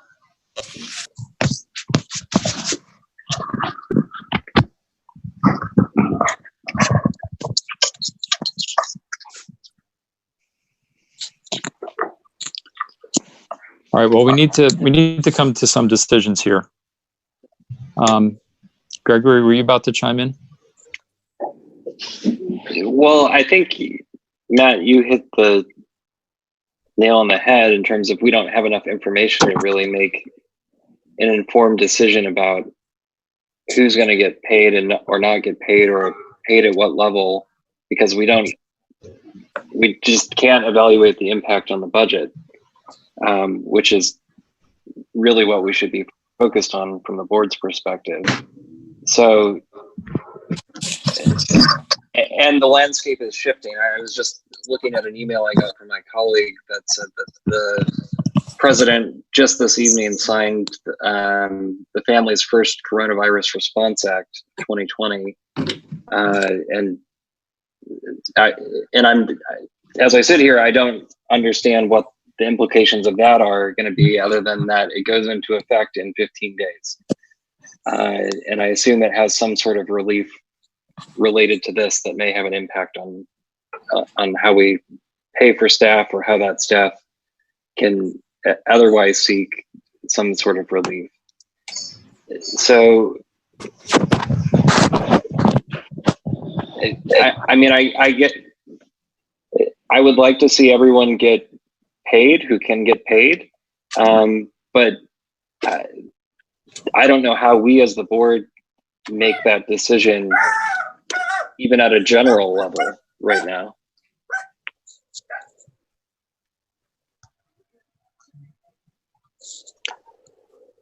So I think John Elling's proposal of, in essence, to paraphrase John, maintain status quo for another 2 weeks, and then let's revisit once we know the plan. We keep calling it the plan, Christy, the plan. So once we see the plan, and once we see what the state's funding will be, we'll be in a much better position. So is that the type of direction, Christy, you think you need? You need more specific than that? I think with the shortened amount of time that we will be gathering again, I think that that's sufficient. I do think, I think it was April who was talking the 80-20 when I was looking at the amount. I think that that's about right. So yeah, 80-20, but we also, need to consider,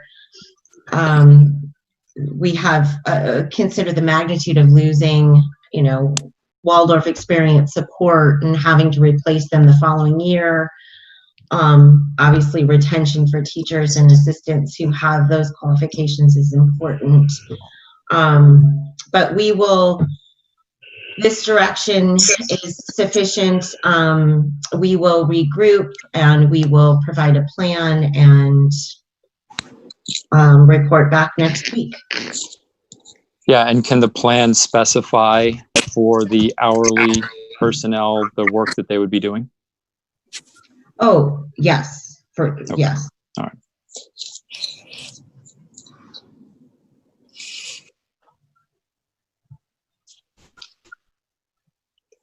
Well, then is that something that the board needs to do more than just review on the back end? A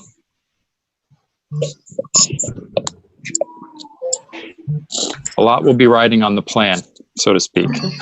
So, hey, I want to make sure that the board is reserving its obligations. Certainly, we don't need to be into the minutia and the day-to-day, but this is somewhere in that blurry line between operating and oversight.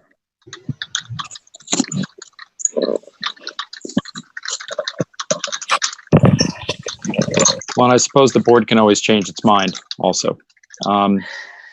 So if we don't like something about the plan or what we've seen in the plan, we can rectify that. We have the ability to call a meeting on short notice. We have the authority to do those sorts of things.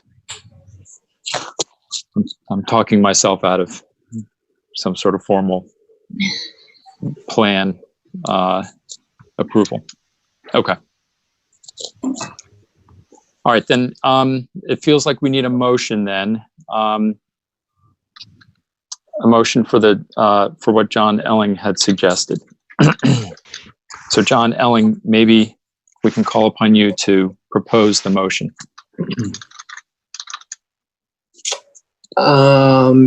Just that I move that we continue to pay all salaried people and hourly people on an average of, I don't know if it would be an average of year to date weekly. I think that'd probably be the easiest calculation. Just take what they've got year to date, divide it by how many weeks have been so far, and that would be their weekly pay for, the 2 weeks up until the 27th. And then a further determination will be made.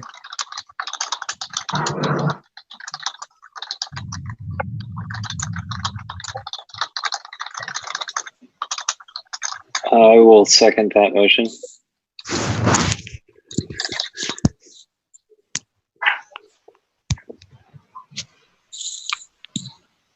In terms of discussion, do we have these folks, Christy, been actually working so that we don't need an average calculation? We actually have their actual hours, or not so much?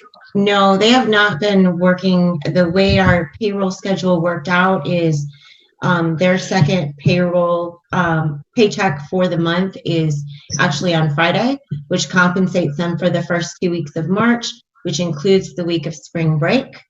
So this would be the first week that they would be reporting their hours again if we had resumed. So we're looking at the next 2 week, which does actually coincide with the closure, 16th through the 27th. That's convenient. Yes. Okay. And I would add that this is, in no way should it be viewed as a precedent, and this is always how it's going to work, and this is going to be the permanent solution. We'll just we'll have to make these decisions as we go. Any other discussion? Will we just revisit this? Like, did you say, Matt, that we're meeting next week or next Well, Wednesday? we agreed earlier to meet every 2 weeks, so we've certainly got that one already planned. We will discuss at some point whether we think we need to meet again next week. Okay. We may, given how rapidly things keep moving here. Right. We may have a ton more news by the end of the weekend or Monday. Yeah. Totally. And it'll either be a quick meeting because nothing has changed, or it'll be a not so quick meeting because lots will have changed. All right. Any other discussion on this motion?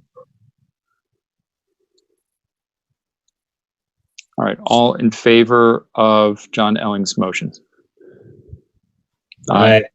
Aye. Aye. Opposed? Hearing none. Abstain? Hearing none. Okay. All right, Christy, are there other things you needed the board's direction or official voting on related to the COVID-19 crisis? No, thank you. That was it. All right. Can I suggest are we allowed to take a 5-minute break? What's the protocol, Gregory, for taking a 5-minute break here? It's allowed, and no restrictions against it. So, all right. it's a We good need a idea. motion? We need a motion of some sort, or? I suppose we do to suspend the meeting. A motion of 5-minute break. I'll second that. Aye.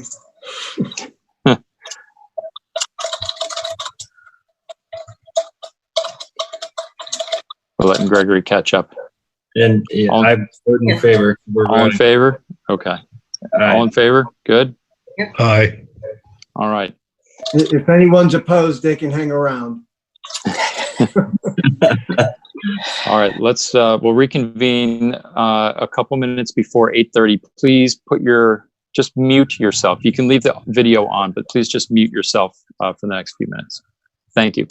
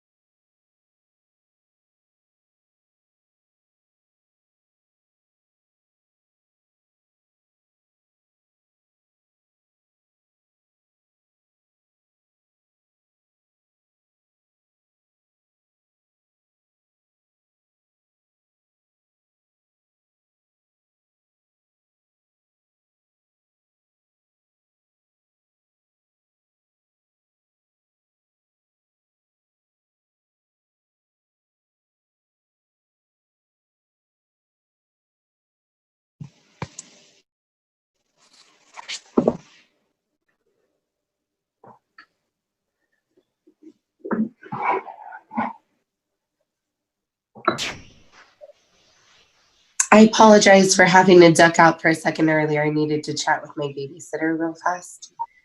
Sorry.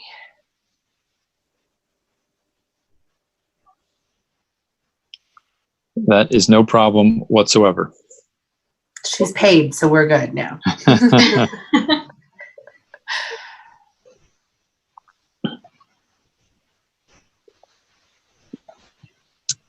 All right.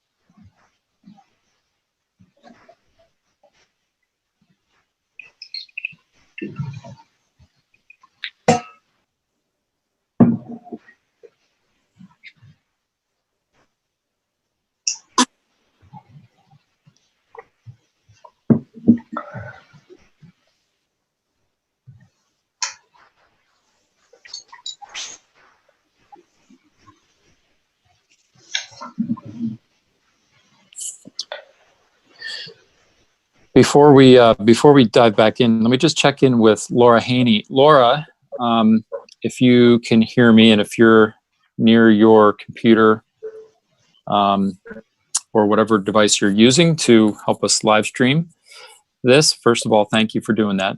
Second of all, just checking in to make sure, is everything going all right with the live stream?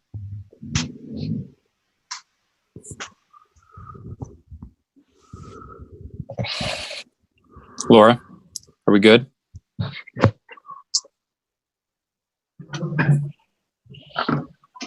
think we're having trouble hearing Laura.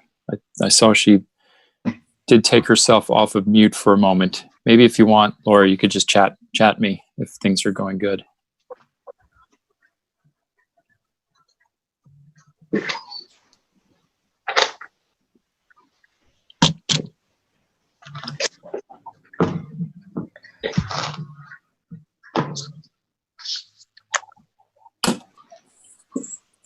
Hey, Matt. All right. Yeah. Can we add to that motion that I made? And I don't know that it'll even matter, but just some verbiage that the state put out that if people, if hourly people choose to want to take these 2 weeks off, they should be allowed. Okay, so hang on. Hang on. Sorry. John, let's bring ourselves back into session. I think we adjourned, so we should bring ourselves back into session, and then absolutely let's pick up that thread. Are we back in session? Do we need a motion to go back in session? No, I don't think so. I think we just need to decide to do it. Okay, because we're all, the six of us are back. All right, so John Elling, you were saying some of those hourly folks may have chosen to use vacation time? Right, it said, with the exception, I'm reading from the state, with the exception of employee who is opting to be unavailable for work-related activities, in person or remotely. Oh, it's weird.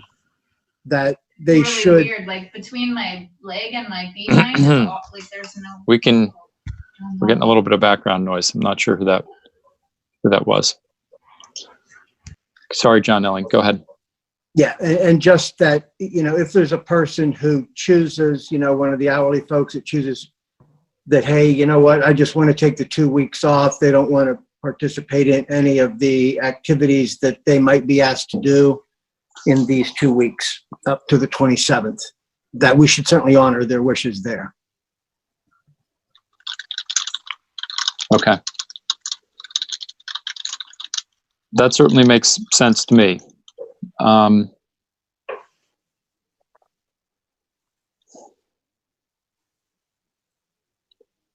So let's go back in. Do we need to reopen that motion then? Yeah, I think we do, because we passed it the way John had phrased it originally, and so we need to amend it. I think a motion to amend what we previously passed is. Yes. All right, so John Elling, would you like to make a motion to amend your prior motion? Sure, yes. And I won't go over the first part of it, but add to it with the exception of employees opting to be unavailable for work-related activities during the closure. Those wishes should be adhered to, and the way they stated here is in which case employees should follow local protocols for submitting leave.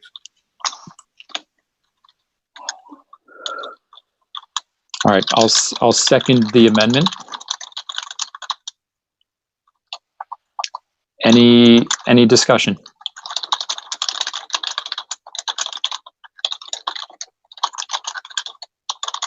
It's a good catch, John Elling. Thank you.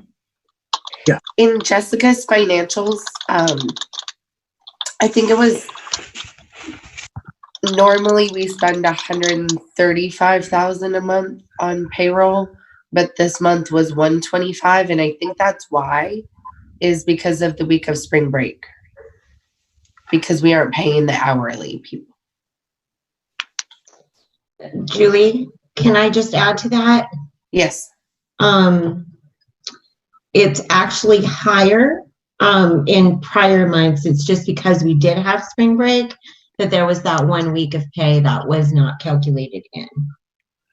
Okay, I felt like So that's yes, what I this month, that's for sure accurate what you just said. But in other months where we don't have week-long breaks, it's higher.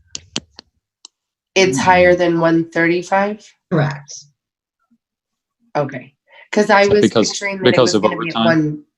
No, it's just with hourly employees, they're only paid by the hours they work, and they had the entire spring break off. So that was 1 week of payroll we didn't pay except for, benefits. Okay. All right, good. Any other discussion on the amendment?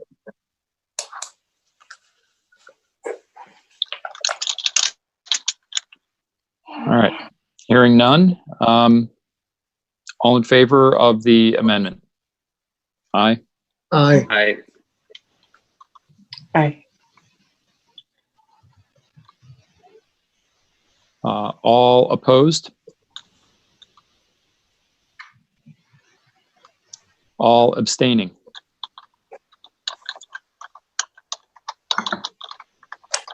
John Tanner, I'm not sure that I heard your vote. Yeah, aye. Okay, in favor of, aye. Yes. Got it. Okay, all right, thank you.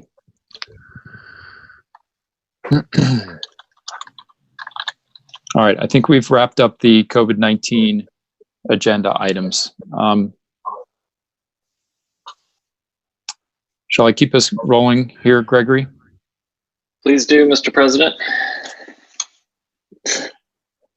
All right, budget and finance is next. We received the reports from Jessica Jarrett. By the way, thank you as always to Jessica for that. It is a lot of work, as you all know, putting that together, and Jessica does it with a lot of her own volunteer free time, and it is greatly appreciated.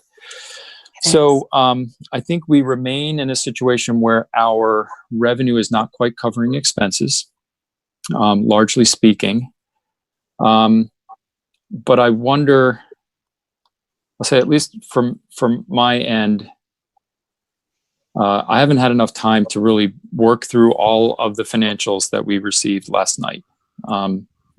And given we don't know what amount of revenue we're going to get from the state in 2 weeks, and we don't know the impact of the plan on and what that impact is going to have on salaries moving forward, precisely in light of the COVID-19 issues. I'm not sure I'm in a great spot to really dive into the financials and exactly what they tell us for a couple of those reasons. But let me pause there. Perhaps you all feel differently. I did have one suggestion maybe that we could do, Matt, because I don't know how intricately all of us, the board members, are with those reports. So how about if next week when we meet, or the next meeting that we have, if we could have the Aspire person come in and walk us through all those reports so we can really delve into that, put a little bit of time into the next meeting towards that, so we can all get a grip around that. I love it. That's a great idea. That's a great idea. Yeah. Okay. Gregory's trying to unmute himself. There we go. Yeah, I agree. That would be extremely helpful. I think it would be educational for all of us, John. Yeah, because we can, I mean, if there are things that they're reporting that we don't understand, we'll certainly be able to clear that up. But, we also may want some other things, and we can talk about, what those things may be and how they can give that to us in what form. So. Spoken like a true treasurer. Or someone just doesn't know them as well either.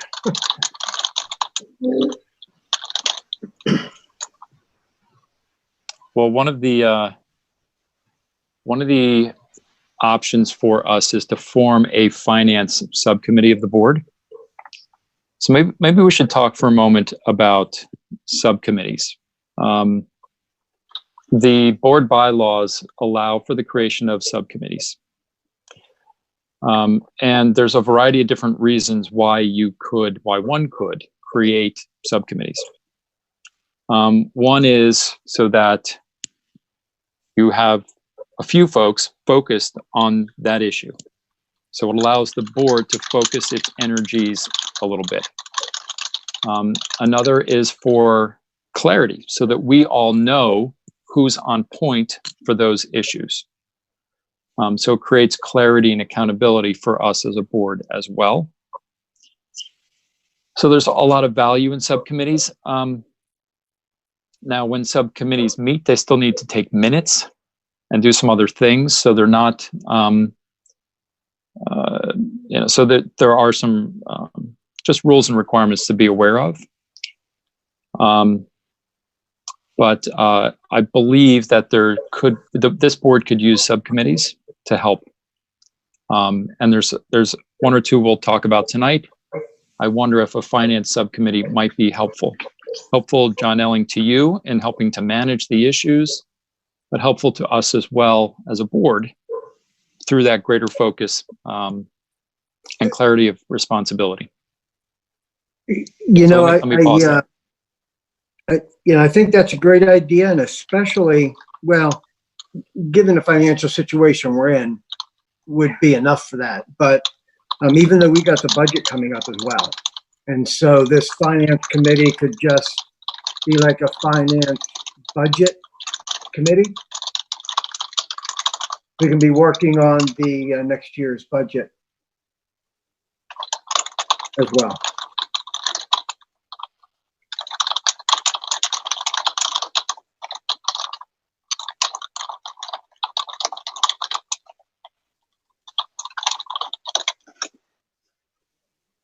Other thoughts, members? Sounds wise. I think it would be great if we could get people to really dig into that and work with Aspire and present us with all of that information and do so kind of on a continuing basis. It will be a lot of work, I'm sure. One thing to keep in mind is that as a board committee, the open meeting law would apply, meaning that you have to give notice that you are meeting, and you have to give the public some way to attend, which might be doing what we're doing tonight, or it might be something else, depending on how things go. And then you do have to take minutes.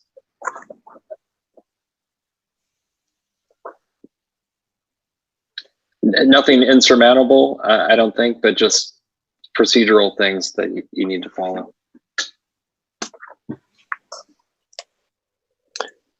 Yeah, I mean, one of the things that I think we would, as a board, benefit from is a little bit greater speed. And that's one of the reasons we're trying to accelerate the number of meetings that we have, is so that we can get through the things that we need to get through.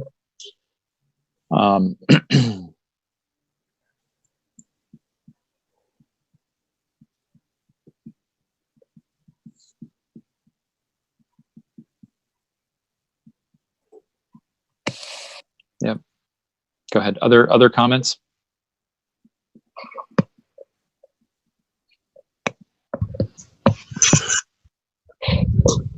All right. I think I have the little technology problem here. Yeah, I would like to be a part of that, the budget subcommittee. I think the LDC needs to be a participant in that whole process. There are some members of that who are already started to look at the budget, and we very much want to participate in this process. That'd be an important part of what the subcommittee would do, I think.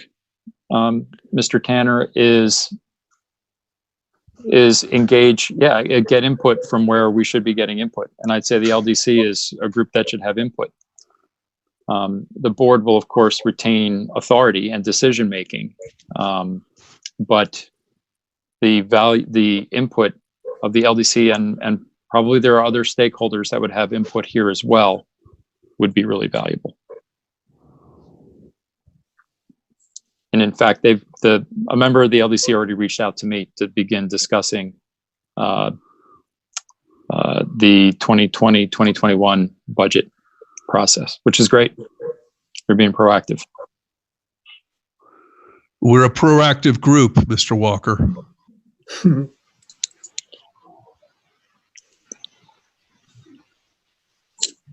Okay. So I would imagine also in the purview of a finance and budget subcommittee would be, the both sides of the balance sheet, right? The expense side and the revenue side. Yes.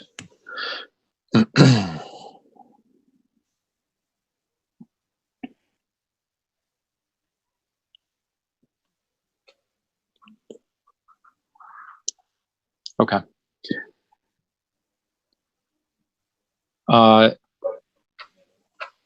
And then there would be, John Elling, would you imagine, regular reports from that subcommittee at board meetings?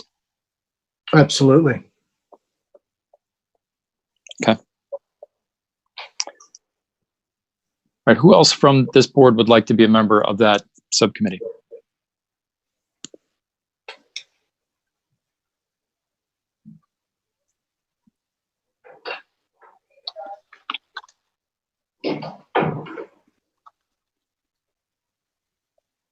Gregory's debating. I am reluctantly. I would be interested in participating. I don't know how in depth my participation could be, but in the absence of others volunteering, I could at least take the minutes.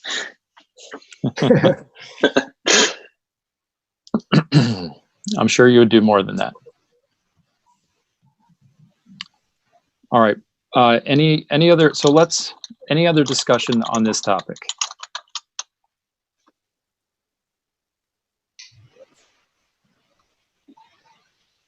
All right. So a motion then.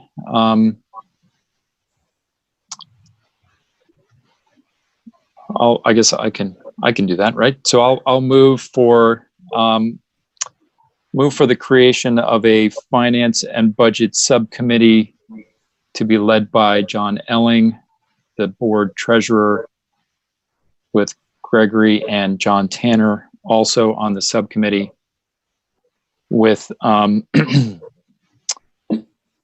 its purview, looking at the school's finances and engaging in the annual budget process, engaging in and leading the annual budget process. I second that.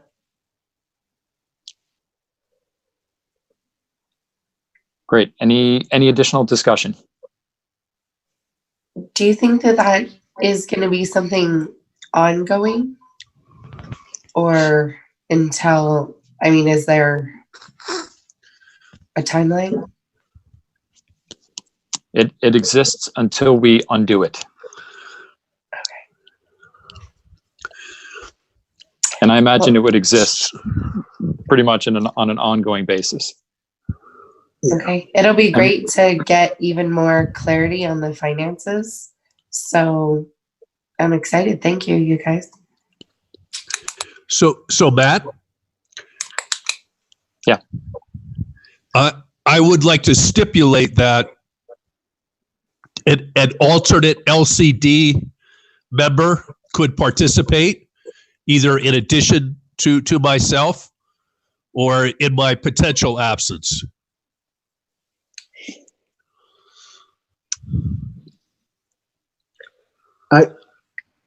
I think that's a great idea, John. Yeah, I don't think there's anything that would prohibit us from inviting guests to a committee meeting in any event. I think that's right. Yeah, I mean, they're not a member of the board, so they can't be on the subcommittee itself. But certainly to like we do, we invite people into our board meetings. I don't see any reason why we couldn't do that with a LDC member.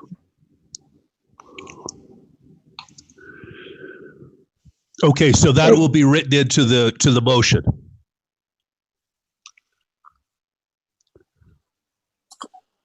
Well, I'm not sure it needs to be, because the formation of the subcommittee is separate from inviting guests. I was thinking, maybe what we could do is, just like you said, if John, we're not going to be there one of the meetings, we could invite one of the other LDC meetings if they chose to participate in the committee meeting. What if I wanted to invite a guest in and I was there as well? Would that be allowed? Yes. Sounds Yeah, like it. I think, just one example that I could think of is if there were someone that maybe had information on the high school side that we really wanted to delve into. That would be a good opportunity for a guest. No, I think that's an excellent suggestion, and early childhood as well. I know the grades and I know it well, but there are two other realms that do need representation. Exactly. And so, part of that, if you were able to get the information from them, good, or if we wanted to invite them in so we really had, that firsthand knowledge, that would be helpful. We can certainly want to make sure we include, touch all bases when we're going through the budget. We don't want any surprises. That's right. So maybe we can include in the motion that the subcommittee would be open to inviting guests as appropriate. Thank you.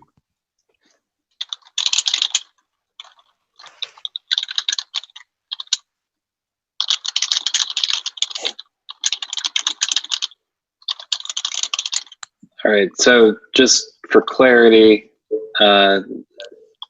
Matt has then moved for the creation of a finance and budget subcommittee to be led by John Elling, the board treasurer, with Gregory Schneider and John Tanner also on it, with its purview looking at the school finances and engaging and leading the annual budget process, and has the option of inviting guests as appropriate. John Elling seconds. We had discussion. Anything else before we vote?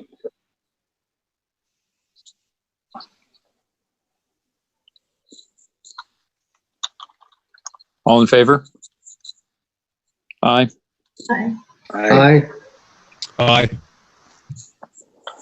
All right. Gregory, did you vote? I did. Yes, aye. Okay. All right. All right. Unanimous. Terrific.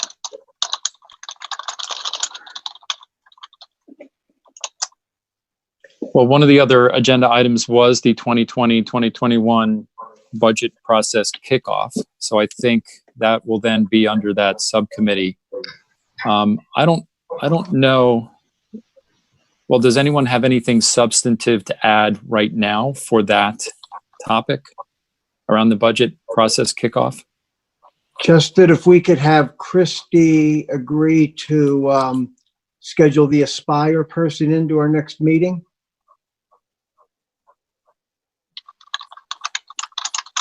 Yes, I will reach out to Priscilla and make those arrangements as soon as I have the date.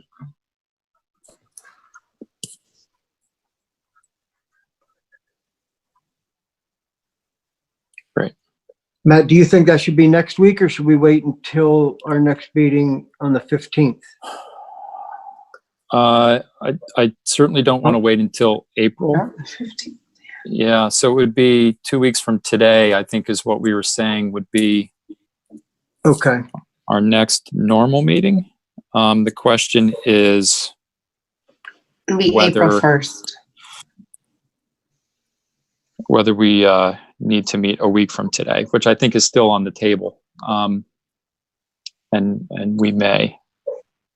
But maybe April 1st would be the right time for Priscilla from Aspire to join us. That way she has a chance to, collect things and prepare whatever it is that she would want to go over with us. And we have a chance to know a little bit more about the plan and the state's funding by then, hopefully. Does that make sense? Yes, it does.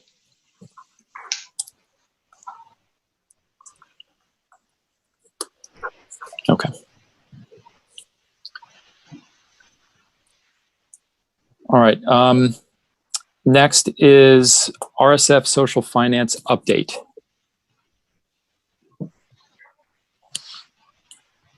So I've been leading the limited discussions with RSF to date, which is essentially, we said we'd like to talk to you, and they said, okay, we'd like to talk to you too, and we'll be in touch. So we are still waiting to hear from them, and their last word was that they'd be in touch next week, and they wished us luck in navigating all the implications of dealing with the pandemic. So I would say that things are cordial, and I'm optimistic that that our discussions with them will continue in a positive way.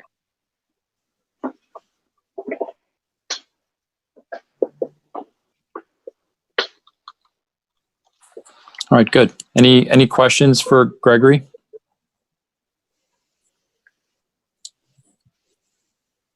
Okay. Fundraising ideas and a fundraising committee. April in the past has expressed interest in fundraising related activities. I think, April, you've had really good ideas. You've surfaced some interesting possibilities for the school that to date the board may not have been totally aware of those things and the activities that you were pursuing. So we wanted to put on the agenda here the idea of creating a fundraising committee that perhaps you would chair for us. But what not to put you on the spot too badly, but what's on your mind? What would you like to see, or what would you like to have done? Well, I mostly just have a bunch of questions because I feel like I don't know what has been done to date. I don't know what's been done previously, what has worked. I mean, I would love to just, and I've talked about this before at meetings, is just do some research on what's beneficial and what other charter schools do. But I did see Christy last month brought forward campaign that would replace the consumable materials fee.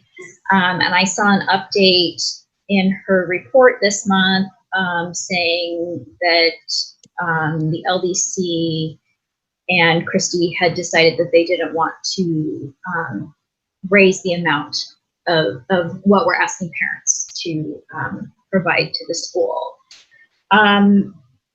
So if that is to stay the same, I guess I just need more clarity about what the specific gap is, and to just have a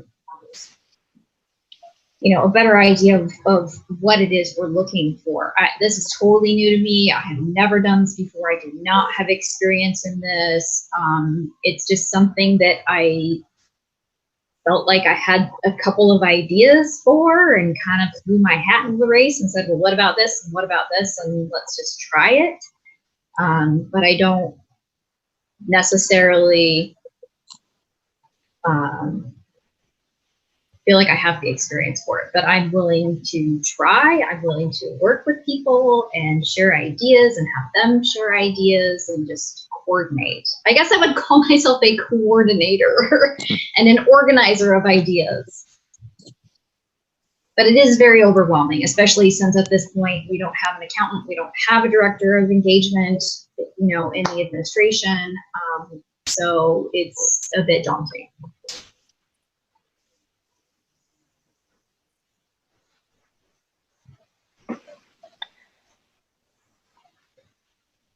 April, I'd just throw out in my discussions with you, I think you have a lot of energy and a lot of great ideas. And you've mentioned that you also have time, which even if you are just coordinating and telling people, hey, this needs to happen now, that would be incredibly valuable. So I think it would be awesome if you could take that up and run with it as best you can until we do have a full-time, director of development or engagement. The research that you've shown me and the things that you've put together so far tells me that you are really the person that ought to be running with this. And, I think that you would do a great job. Well, I appreciate your vote of confidence.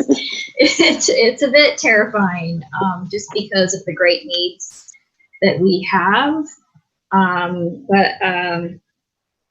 Yeah, I'm willing to give it a try. I would definitely love to coordinate with you and just talk to you about what you've done and some of the people you have worked with in the community.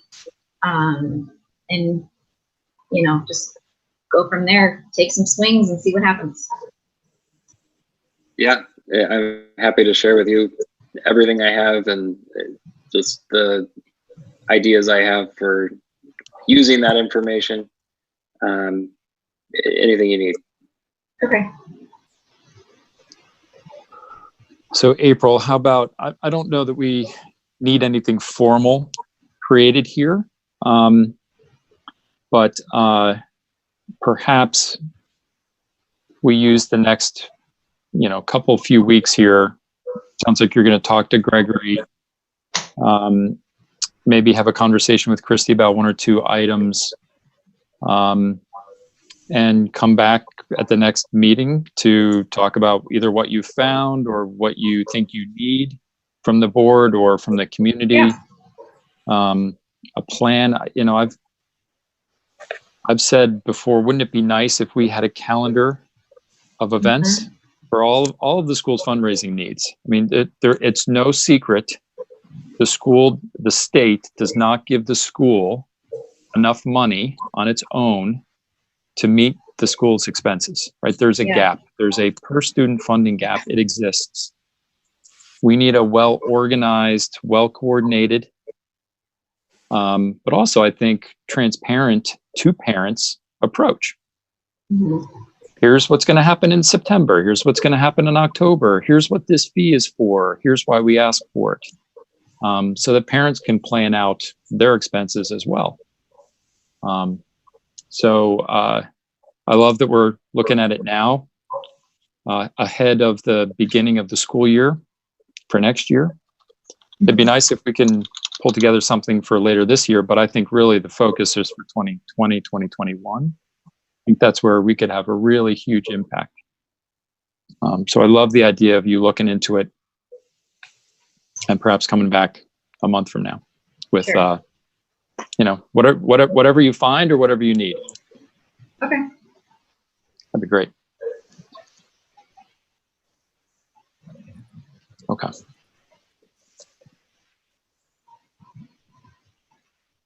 All right. Anything else in the world of budget and finance?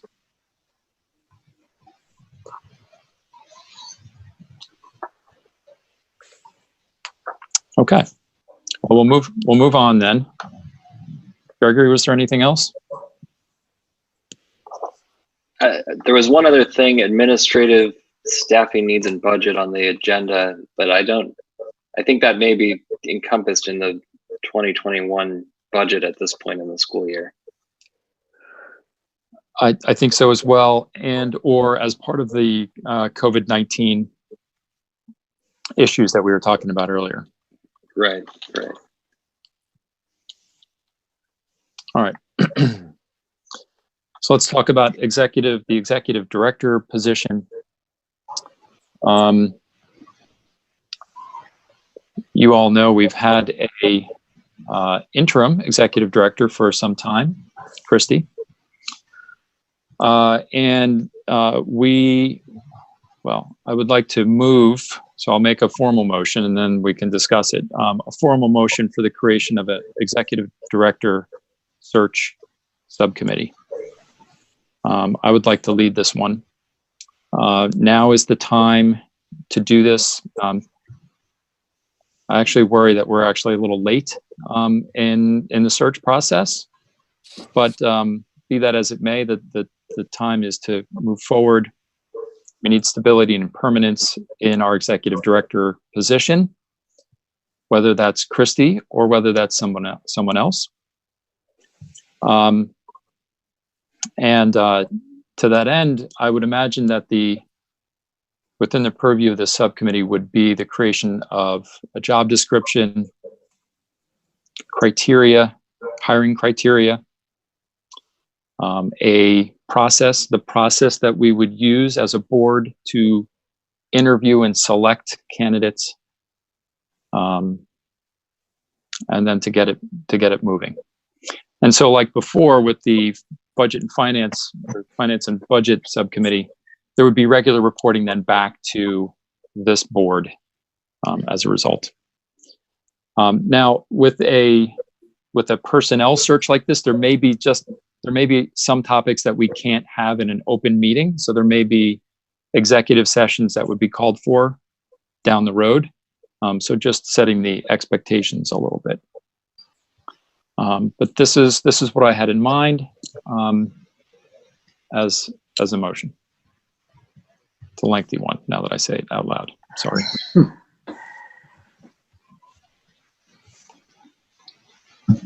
I second that motion, Matt. All right, let's discuss. There's probably a lot to discuss here, so please. Well, I know we already have a job description because we saw it recently. Obviously, we might want to change bits and pieces of it, but you were talking about like the process of interviews or hiring. Does that exist already? I'm assuming it does, but maybe not. I've not seen it. I don't have access to it. Anybody know?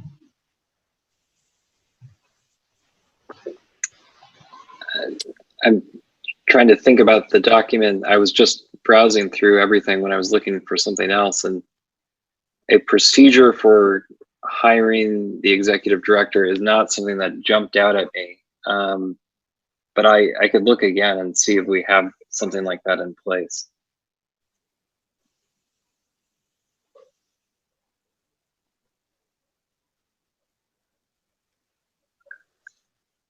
I know the job description needs to be modified.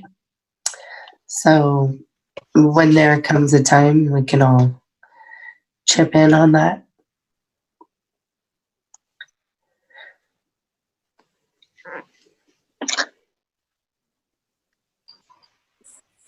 Yeah, that's right.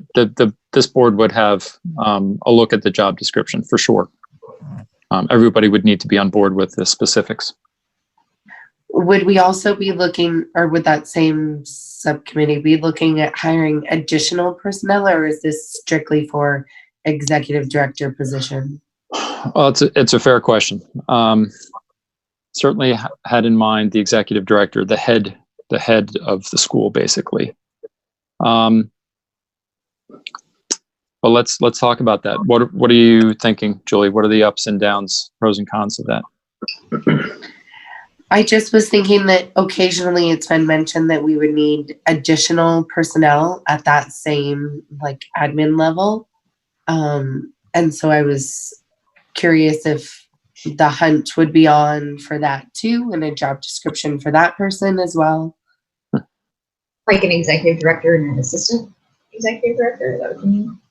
No, Or like you had just other mentioned, a director of engagement, or if we have, we've talked about when we were with Clayton, we brainstormed and talked about how that might be 2 different people, that could potentially be 3 different positions. I was just curious.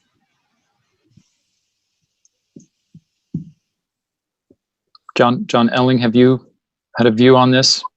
Well, it all depends on, I guess, what we wanted out of the job description for the executive director. I agree. Because we look at, if you look at the head of like a college or university, one of their biggest things is fundraising. Do we have this executive director that, is, they would be the head of, the daily operations of the school and maybe fundraising. But then maybe we need someone else that's going to be more the educational leader in the school. And, curriculum specialist, say, or instructional specialist. So there's a lot of different ways you could go. I guess it's where we want and what we want out of these folks, and what we're looking for the entire scope of what our administration in the school is going to be doing. But the other thing is right now the board only has one employee that they hire, and that's the executive director. And so we would have to make some changes if we wanted to expand our ability to be able to hire others.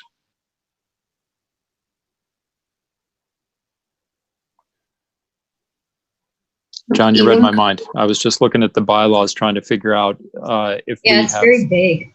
Yeah. So we can always change the bylaws and rewrite it so it's not as vague, at least to give us the authority, if we so choose to go there, that we could have that. Christy gave us a report a couple months ago about what was needed in our school. And it just sounded at that point like not all of those, we're asking a lot out of one employee. So I was thinking, sounded like what I was hearing is that we were potentially looking for more than one person. Like we can't expect fundraising to come from the same person who's going to be boots on the ground all day, every day on campus dealing with all of the administration needs. I would think likely can't, that would be two jobs. But I think the question here is, I feel like previously the board has hired an executive director, and then that executive director has then hired an administration to work with them. So I think what John is saying is, do we change our bylaws so that we're not just hiring an executive director, but we're hiring several administrators? Is that what you're saying, John? Well, if we choose to go that way, Sure. I think we might have to rewrite the bylaws. If we choose to just, if the board agrees in, well, this is the executive director and this is what we're looking for in that person, and then they would fill out the other positions and we wouldn't need to. But I think we have to have discussions about what what our vision is for the leadership structure of the school. And then we would decide on that. Well, we could feasibly say, sorry, Julie, go ahead. That's all right, go ahead. I was just going to say, we could feasibly say we hire an executive director with, the directive to these are the positions we would like to see in the administration, and delegate that to that person. I was just thinking of budget wise, knowing how much we were going to pay the individuals on how much we would, be working with. So I don't know if I'm wrong, that's fine. It really sounded like maybe more than one position.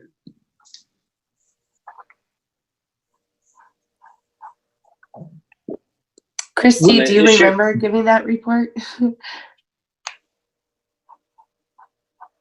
I do. And yes, you're right. We talked about how there's different skill sets between an executive director who manages operations, and then a development director who handles and primarily focuses on being the face of the school, doing marketing outreach, and fundraising developments. And they are two different skill sets. And yes, we did talk about those being two different positions. And historically, from what I can tell, that has been the conversation that has been ongoing for multiple years. I only know from what I've seen historically and just from conversation. I've only been here a year, but I can tell you that it is an overwhelming task to expect one position to do both. Thank you.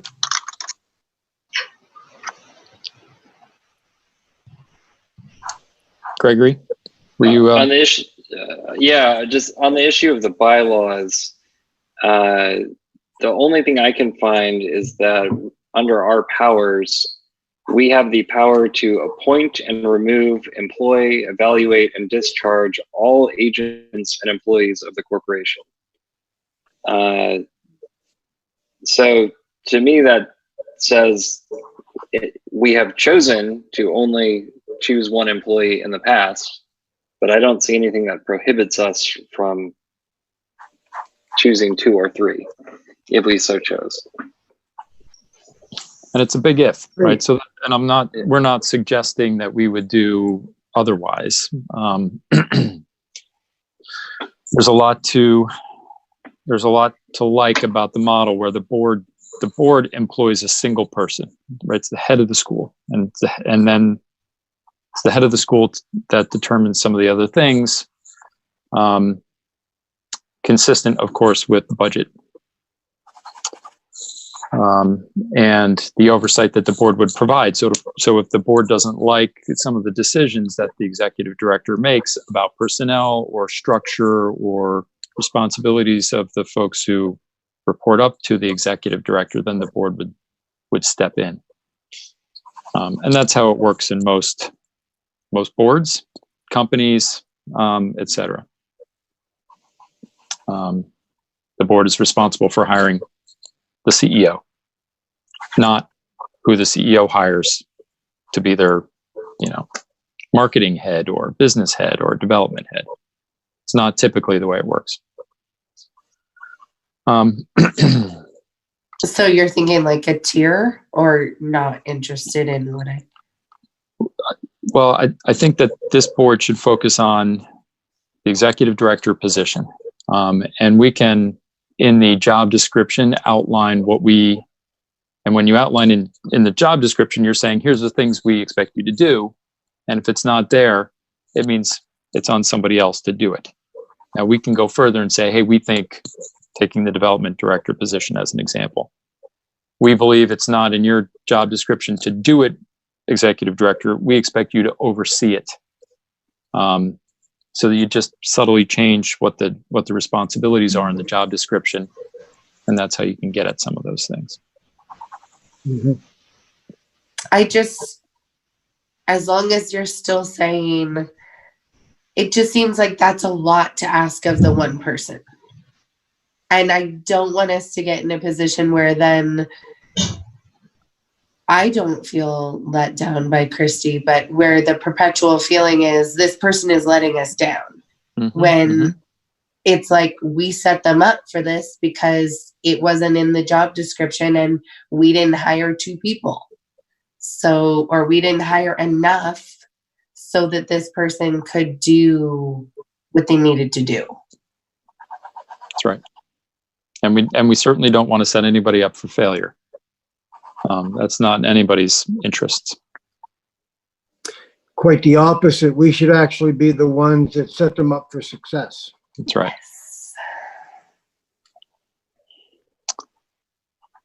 Good. All good. This is great. What other discussion on this?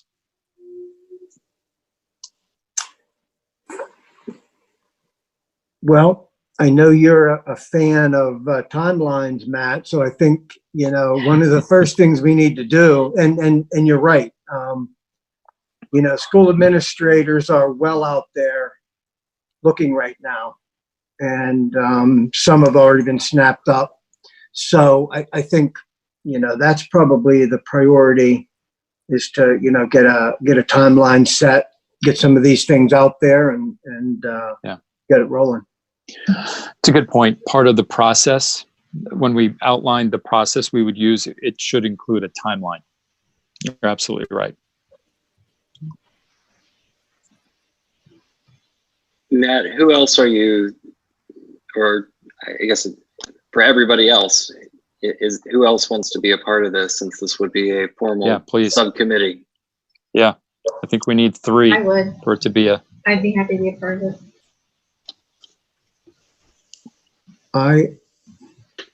I would be on there if you wanted, Matt. You're gonna be pretty busy. Okay. I don't want to overdo it. Julie, how about you? What are you thinking? I have less experience with this type of school, but I have ideas about what I think would do well. And I've been looking at other schools. So if you needed me, I'd be happy to dig in and collaborate. Yeah, this is all hands on deck. When we step back and look at the school and what the school needs, the 2 biggest things are it needs its financial house in order, thus the Finance and Budget Subcommittee, which John Elling will lead, and it needs a permanent executive director. It needs the permanent part of that in particular, whether that's Christy or someone else. And so, yeah, this is all hands on deck. So I would appreciate the support. I don't know exactly what that's going to look like. We will figure it out as we go. It could entail reaching out to other schools for their input. What process have they used, for instance? We received that community email about another school that was really successful. Right. Which I don't even know if that got a response. But it's a fair question. Yeah. I read it. And that I found that interesting. The school that my cousin teaches at, there's a few that I know of that are, doing really well. They're not the exact same as ours because it's such a unique situation, but that doesn't mean we can't learn from them. There's also a local charter closer to me out in the far West Valley, and they're doing really well too. It's not Waldorf inspired, but it is not mainstream by any means, and it is doing very well. Well, our objective would be to attract a strong slate of candidates. And I don't know if Christy would be interested or not. She would be, I think, welcome to be within that slate of candidates. But our objective should be to have that strong slate so that we as a board can make the best decision possible. All right, good. Other discussion on this? Yeah, Matt, I'm sort of curious why perhaps you'd like to look more within. You have for as long as it lasts, you have an LCD with a number of very experienced people on there that really should be giving you input regarding who your next executive director is going to be, rather than trying to tap into what's going on. I mean, it's great, ask other schools, but it's our school, and you have a lot of people here with a lot of skin in the game. And I think it's important that you and the rest of the board hear what the LDC has to say in terms of who should be in that next position. Not that they're going to make that decision. This is a board hire, but I think you should be getting the input from that group. Yeah, I think there's that's a great point, John. There's a lot of folks who have input on this. I'm sure the parent community would have input. I think the faculty and staff would have input. This board certainly will have input. Where I would look externally is for processes, like what are the steps that other schools have gone through that has worked for them to select. Not looking for their input on how we, the decision that we ultimately make, because that's up to the six of us. But certainly, if folks have tried things and have gotten a wonderful slate of candidates, great. I want to hear about it. And I think it would be the business of this subcommittee to vet out some of these things. Who do we need input from exactly? And how do we secure that input? Those are some important questions for this subcommittee to look at. And then report back to the board on, of course, the full board. Sure. But I don't want us to get into some wild goose chase where there's a lot of confusion coming from so many places that a decision really can't be made. It just becomes a lot of opinions being tossed around. I think you have a group of people that are highly qualified to give a great deal, and I'd like to have that group have some serious input regarding this next hire for the board. I think that would be one of the first things that we would do is talk to the LDC and take a survey of sorts, whether that's a interviews or a questionnaire that goes out. I mean, in my opinion, that's one of the first things that needs to happen because our teachers are really important. They've been here a long time. Well, we sure do. And I'm not talking about the teachers are great. We certainly could survey the teachers. You have a leadership group, though. Yes, the LDC. That needs right, but that needs more than just a survey. That needs a sit-down conversation with this subcommittee, and really have a serious conversation, because I don't think the board really is informed about, and please forgive me, about really what goes on at Desert Marigold. I don't want this decision to be made in a vacuum or by somebody outside of the school that has some sort of agenda. We've done that before, and it's been a mistake. And I don't want to be too vocal about this, but I really insist that I have to be, because I'm not going down that road again, where we're going to have a big problem. You have a lot of people here that have been here a long time and understand how this school operates. So I really would insist that you listen to their voices very carefully. Maybe that's the first thing is subcommittee meets with LDC. Well, I mean, it'll be something that the subcommittee should discuss. That's not the purpose of the LDC. I don't believe that's why the LDC was formed, was to provide input on the executive director position. Now, of course, you know, there's going to be a lot of opinions, and what this committee needs to determine is how are we going to collect those voices, and how are we going to use them in our decision-making process. So, you know, I can't imagine we won't get voice from that group in some capacity, but, you know, this is why we're going to form the subcommittee, and it's for the subcommittee to figure these things out and bring them back to the board. We don't need to decide it right now. I don't think that's, I think that's putting the cart before the horse right now. What other discussion?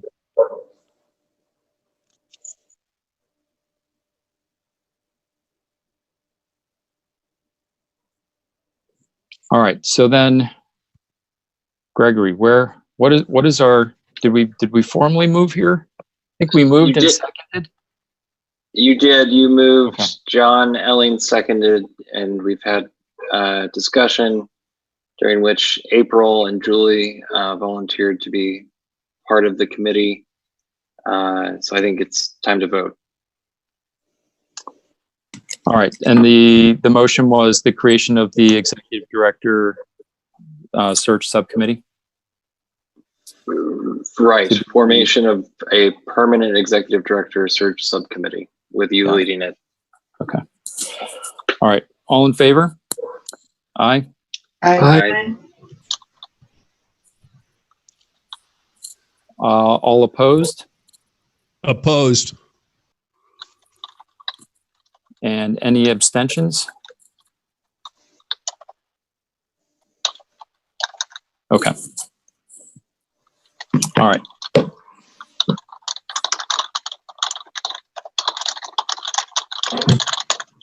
All right, so thank you for that. We are on to the reports section. So I think we've gotten the most of, when we were talking about the COVID-19 and coronavirus issues, I think we got the bulk of, Christy, your report. Was there anything else of significance you wanted to point out from that report? I'm happy to just add the updates for administration report, beginning with enrollment. As many of you know, Dina Douglas has accepted a position after 16 years at Desert Marigold School. And so she is moving on, and she has been very diligent and hardworking in training an interim person that would be Crystal Lee, who heads up our high school office, to help with enrollment, along with the wonderful assistance of Deb Paulo. We are up to speed, ready to go with enrollment. The one thing that we are working on is working on going live with the billing module in school administration. When that happens, we will be able to begin our re-enrollment and new enrollment process. Crystal and Dina did share the monthly withdrawal survey and spreadsheet. So I don't know if there were any questions. It's pretty self-explanatory. With respect to student support services, Miss Laura Cody submitted her admin report, talked about what is going on in that department, which includes obviously rescheduling meetings when feasible for IEPs, 504s due to the COVID-19 and the subsequent school closures. Ms. Cody is also our district testing coordinator and is working closely with ADE as to the assessment testing, AZ-M2 testing, AZ Merit. Again, as I alluded to in my report, that is up in the air in terms of whether it will be postponed and or waived. We will keep the board and the community updated as that develops as we work with ADE. In terms of continuing with related service providers. As I mentioned earlier, once we reestablish general ed, then we need to also implement special ed services. We are working with our providers to implement programs and ways to provide those services during the closure, when we actually reach the point where we are providing gen ed services. And we will again keep the board updated as that develops. So that would Christy, that would be part of the plan, the plan that we've talked about several times here. Yes, sir, it would. Okay. All right.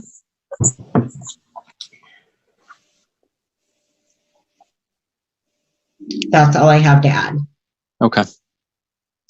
Board members, any particular questions that we've not covered in one way or another?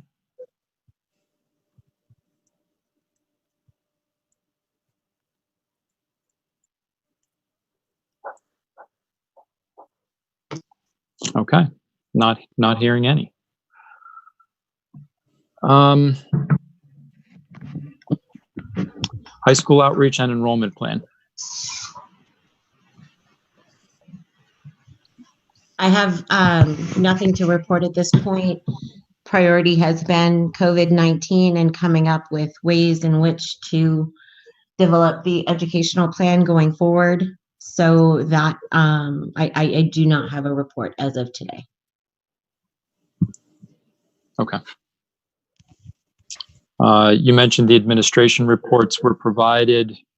We've had a chance to look at them. Board members, any questions or comments related to either the enrollment plan, which understandably, I think in this case has not been updated, or the administration reports?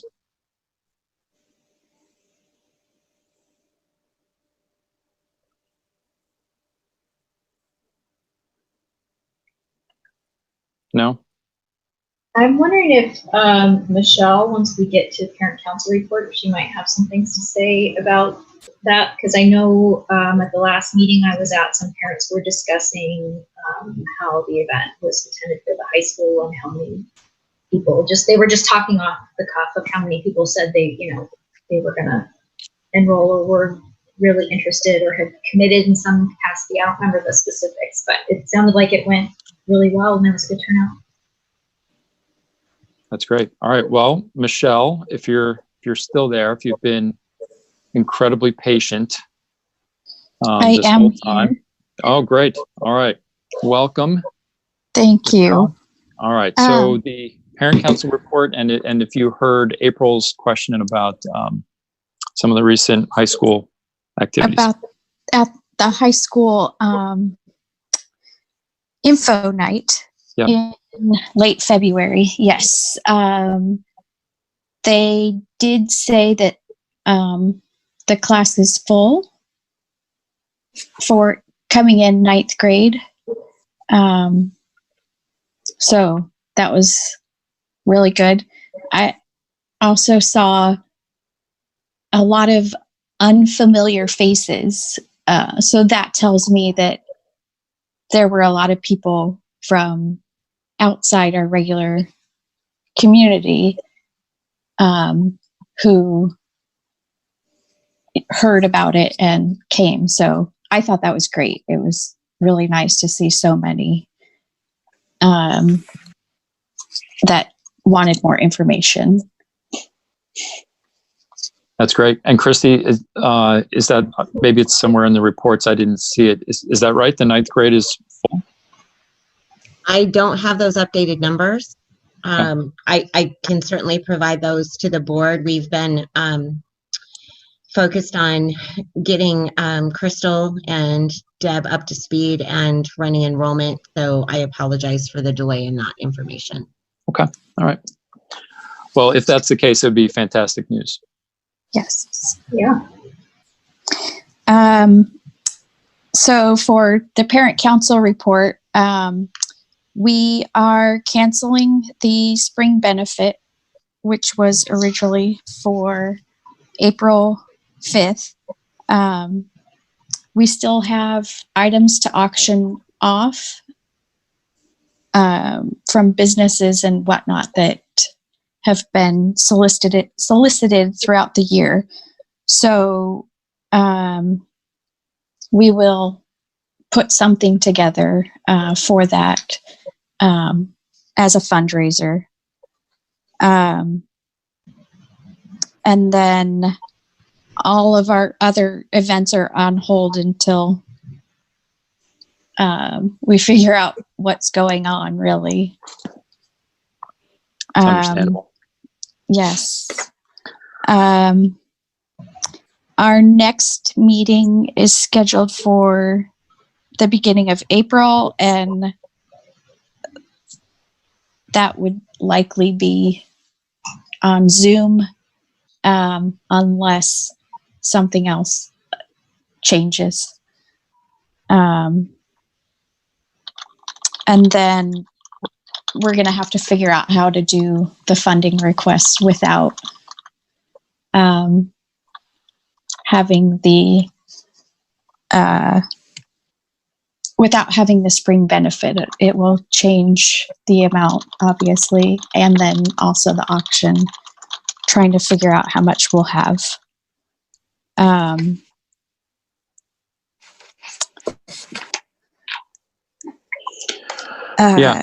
You guys are grappling with, these are difficult things, right? For sure. Well, I can recommend Zoom. We've been using it for the last 3 hours. It's working rather well. We actually used it for our last part of our last meeting, another meeting, for the Eurythmy performance. We were funding it,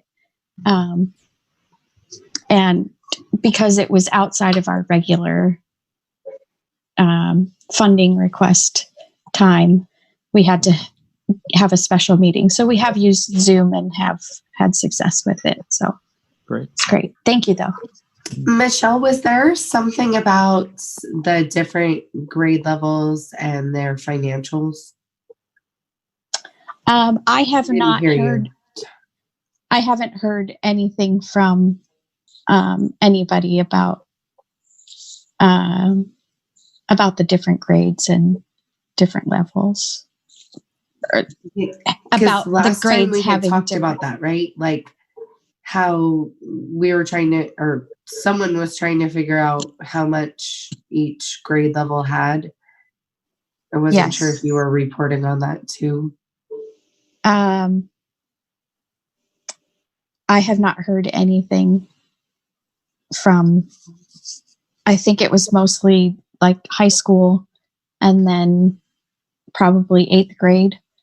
And I am part of 8th grade and have not heard.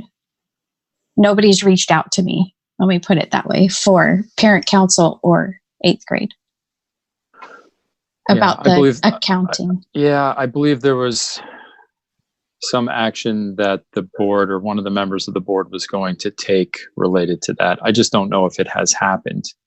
Sort of trying to get to a dollar figure for each grade. Yes. Yeah. All right. Well, we can't lose sight of that one. So John Elling, this might be something for the Finance and Budget Subcommittee. I think it's fair to say nobody likes where we are, that we don't know the precise accounting for each of the grades prior to about November 1st of 2019, when Jessica Jarrett was really able to get her arms around it. Starting then, but prior to that, no one likes where it is. So is that the class, like the class parent rep, or is that you, Michelle, or who? How does that work? The class reps are who they said they were going to reach out to, and that would be who they should reach out to. I'm just saying that I'm part of the 8th grade class reps. So I would have thought that I would have been reached out to. And then for parent council, it should be our treasurer or myself. But yes, mostly class reps. Okay.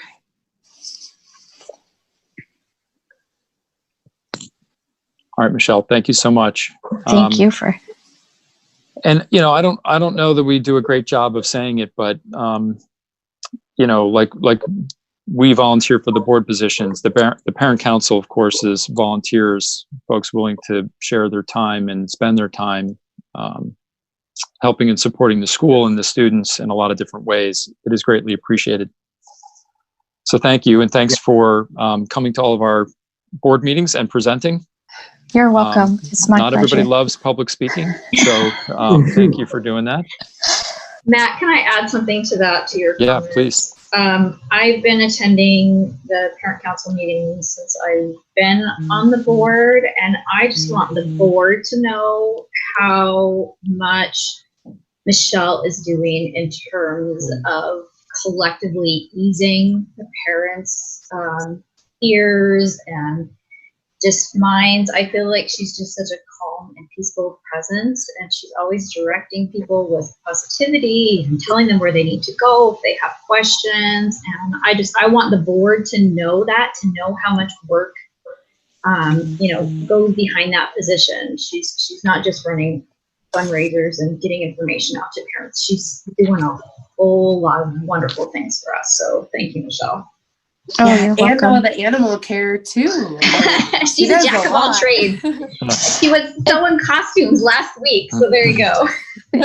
3 days for that. You are absolutely welcome, but I'm not the only one.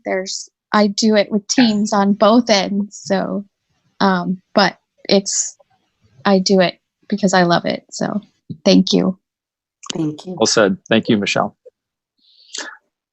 All right, good. Site committee, we have that on here as the next item. I don't know if there are any updates here or not. Who was on that?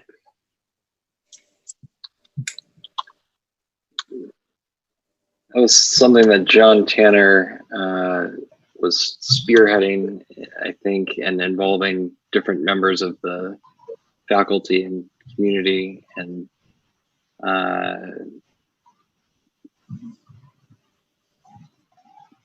John, are you there? What would you like to know? Just, is there an update on what's going on or not? Well, there are some things that need to be done on the campus. You know, it costs money, and there are just some decisions that need to be made. Did you want more detail? I could give you some. Well, is there a committee? It's a skeleton committee, but it consists of myself, Mr. Schneider, Mr. Paulo, and we're looking for members. But it's really at a standstill because, you know, at this point we're just moving along operationally to keep the campus, you know, together and whole.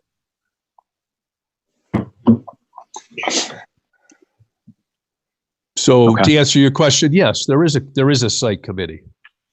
Okay.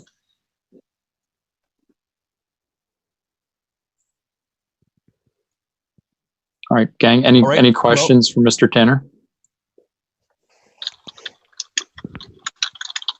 I think that we need to get more information so we know budget wise. I think that was why there was the site committee, to help us rein in what we needed so that we would be able to better plan for, I want to say it was like a 3 to 5 year, not just the next school year, but like projecting forward. Sure. The needs though, let me give you an example. So the wood shop, for example, that needs to be addressed. Where do you want the wood shop? You know, that's a 3 to 5 year question. Is the wood shop operational now? That is a question. I'd be happy to run power out there, and take down the extension cord, but I need money to do that. I could probably run it myself, but that's not the way to go. I need to have a licensed contractor out there running the power. It's not in the budget right now. We don't have money for that. So I'm not trying to be negative about it, but we've been trying to operate on a very, very tight budget so that we don't have a lot of expenditures. So yes, I agree with you. There should be some kind of a 3 to 5 year plan in place. I agree with you there 100%. But at the moment, we've really been holding our breath. It's really been a nail biter. We're waiting for, let's talk about the air conditioners for a minute. They're on the verge of needing to be replaced. Yeah, this is all stuff that we need to know, though, so that we can try to get it together for next year. Yeah, well, there's going to be a lot of getting together needed because I'd be happy. Why don't I do this? Why don't I sit down and get a list together? If you would give me about 2 weeks, I could provide the board with a list of immediate needs, and so that could be addressed. Would that be satisfactory for you and the board? I want to help, so if I could be of service in that way, would that be helpful? I think that would help our campus and help us, because we are going to talk budget at April 1st, so that would be a good time to know what's needed. Great. I'd be happy to compile at least a short list of needs. Okay? Thank you. I think that's right. Yeah. Great. You're welcome.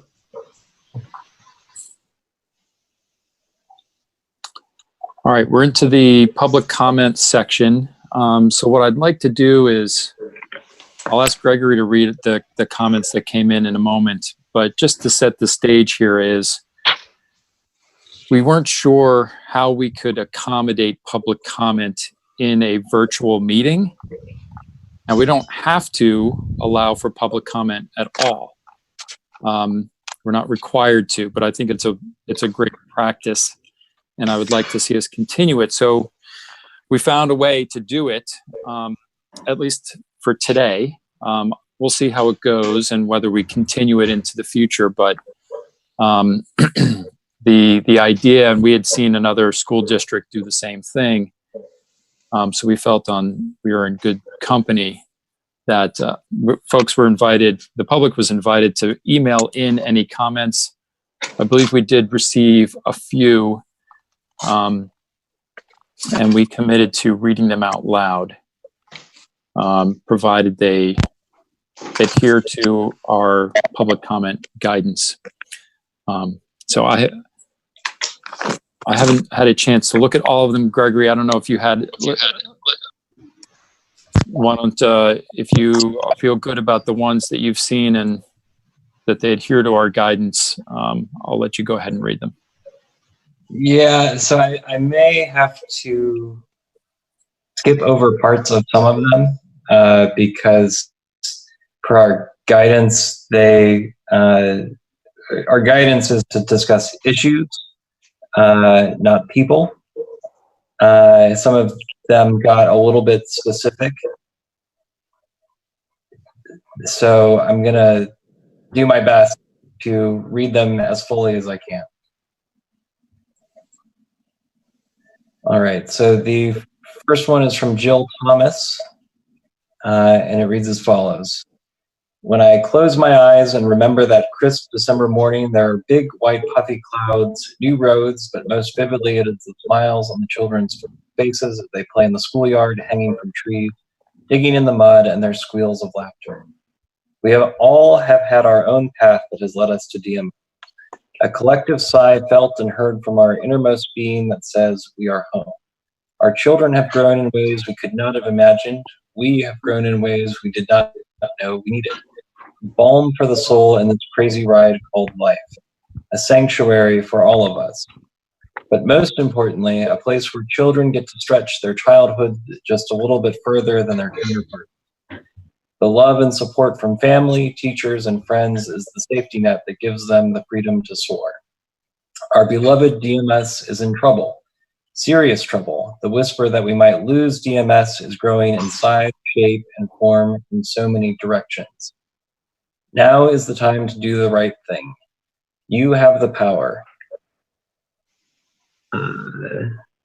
To be the shift that needs to happen so that DMS continues into the future, not only for your children, but for all of the children whose paths lead them to DMS, their shelter from the trials that our children bear. It's crystal clear that members of the board lack the vision to get us out of this current crisis. My hope is that you all step down from the board, all but Matt Walker. Now, tonight, in the next week or so, Matt would go for a board meeting, at which time myself and leaders from the past would step up to form a new board, a new beginning. Do it for the school I know you love, the children whose laughter is in jeopardy of being lost, and for yourself. You have the power to be the change, to do the right thing. Next comment is from Adeline Carrera. It's a quote from Rudolf Steiner, and it reads as follows. We must eradicate from the soul the fear and terror of what comes towards man out of the future. We must acquire serenity in all feelings and sensations about the future. We must look forward with absolute equanimity to everything that may come. And we must think only that whatever comes is given to us by a world directive full of wisdom. It is part of what we must learn in this age, namely to live out of pure trust, without any security in existence, trust in the ever-present help of the spiritual world. Truly, nothing else will do if our courage is not to fail us, and let us seek the awakening from within ourselves every morning and every evening. Next one is from Barb Cunningham. Thank you for this opportunity to speak publicly. I am a parent that, like many, want what is best for the greatest good of our school. I wholeheartedly believe that everyone in this community is doing their very best. I want to thank you, the board, the executive director, and the LDC for your time and service. I'm sure it has been a difficult and thankless job.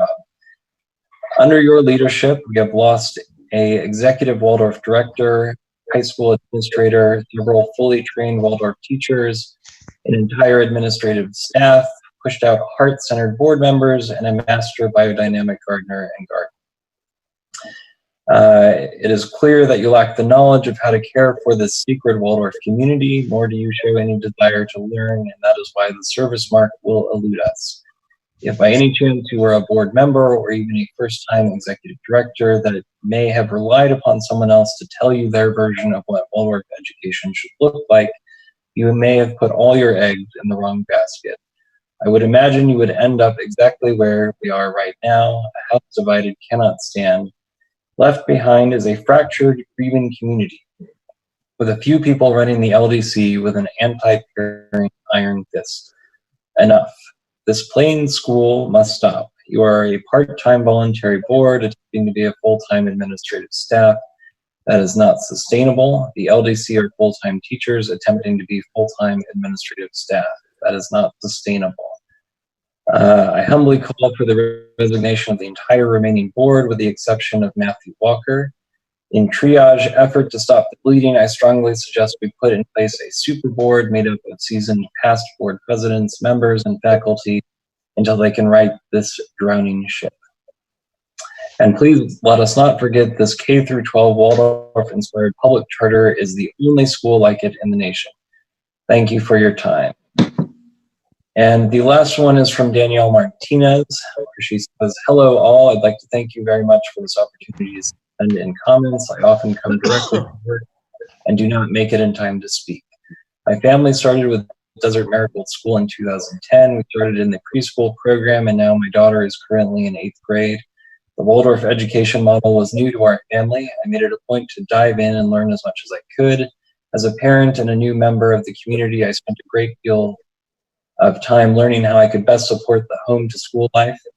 I attended Steiner study groups, all school grade plays, all APWE workshops, any meetings, the AWSNA or the Alliance had at our school, all parent education nights, all curriculum overviews for the grades in high school, all parent education meetings, teacher/Waldorf/mentor/speaker programs that were open to the community, Parzival workshops and the Foundation Stone workshops. I also completed my foundation studies that were held at Desert Marigold. I have all the books listed on our recommended reading list in our handbook. I have read and continued to read. If there was a speaker at our school that recommended material, I would also study the suggested books. I'm going into great detail to let you know how devoted we are as a family and whose faces I would see at these events. I would always see the executive director, usually a board member, a teacher, specialty teachers, and a faculty member. None of the current faces I see on the board and very few members of the LDC were ever present. I would often wonder if the missing members of DMS were taking a different path, perhaps not committed as I, or were not open to continuing development. We used to partner with our other Waldorf charter schools, and it would be helpful to do that once again. Partnering with other schools to do our observation and mentoring would be much more valuable than in-house or objective. I am requesting full disclosure from my daughter and our family to know what direction our school is headed. We have been great supporters and will continue to do so. As a result of recent events, I'm not sure if the ACWE meeting will continue on March 28th at Desert Marigold School with Joan Treadway and partnering schools. I certainly hope that our community is made aware and if possible can participate in some way. We are not the only Waldorf charter-inspired school and can use the support from all directions. Thank you, Danielle Martinez. And that's it. All right, Gregory, thank you. Thank you for doing that. And as Gregory mentioned at the very beginning of our meeting, we are not and cannot respond to the items that are in the public comment section, at least not during this meeting. But thank you, as always, for people providing their input and opinions. All right, so then we're nearly finished. We need to select our next meeting date, which at the latest would be April 1st. So the question is, do we need a meeting next week on the 25th? I would be in favor of saying yes. We have a lot going on. Even if it's a short check-in meeting on a variety of topics, we can just click them off, make sure we feel good about things, and then conclude. I don't think it will be the 3.5-hour marathon that this meeting has been. But other thoughts and opinions?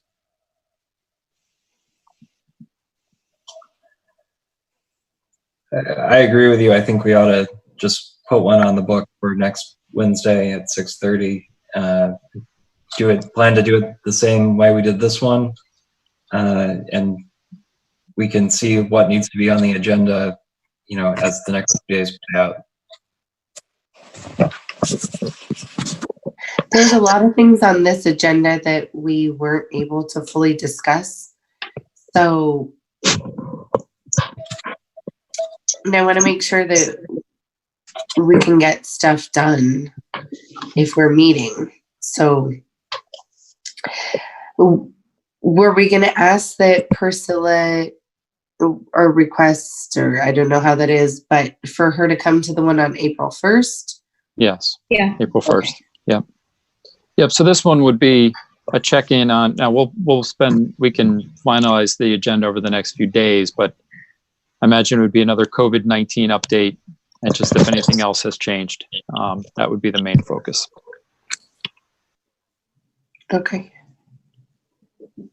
All right. Any other discussion? All All right, so I'll make a motion that we schedule another meeting for a week from today, 6:30.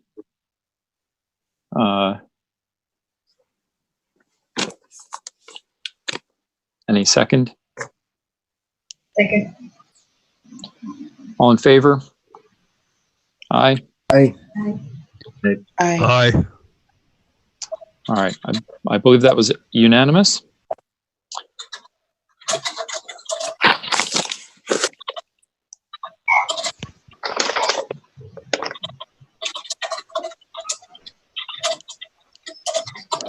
We'll let Gregory catch up here.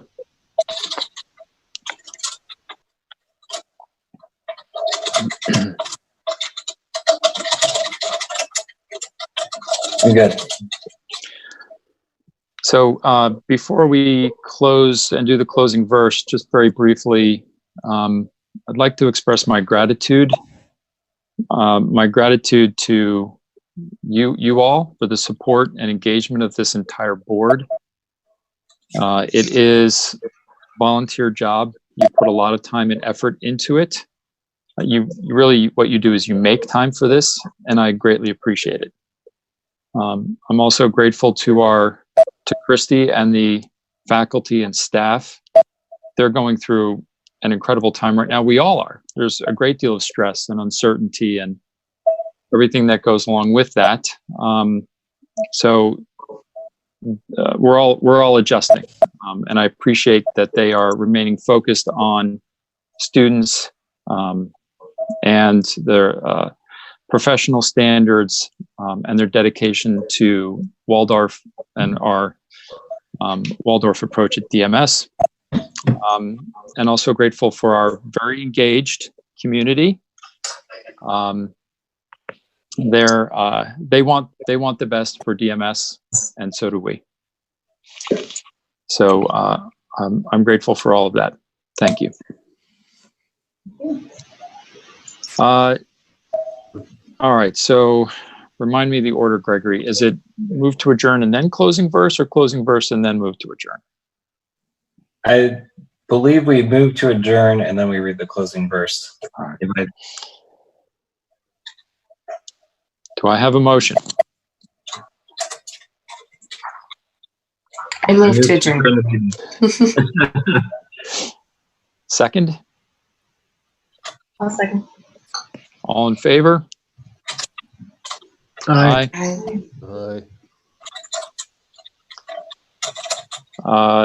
All opposed? Abstaining? None. Okay. I couldn't tell if it sounded unanimous, but I wasn't sure. All right. Well, I think Gregory did it nicely at the beginning. I'll close it out here with the closing verse. Feel free to speak along with me.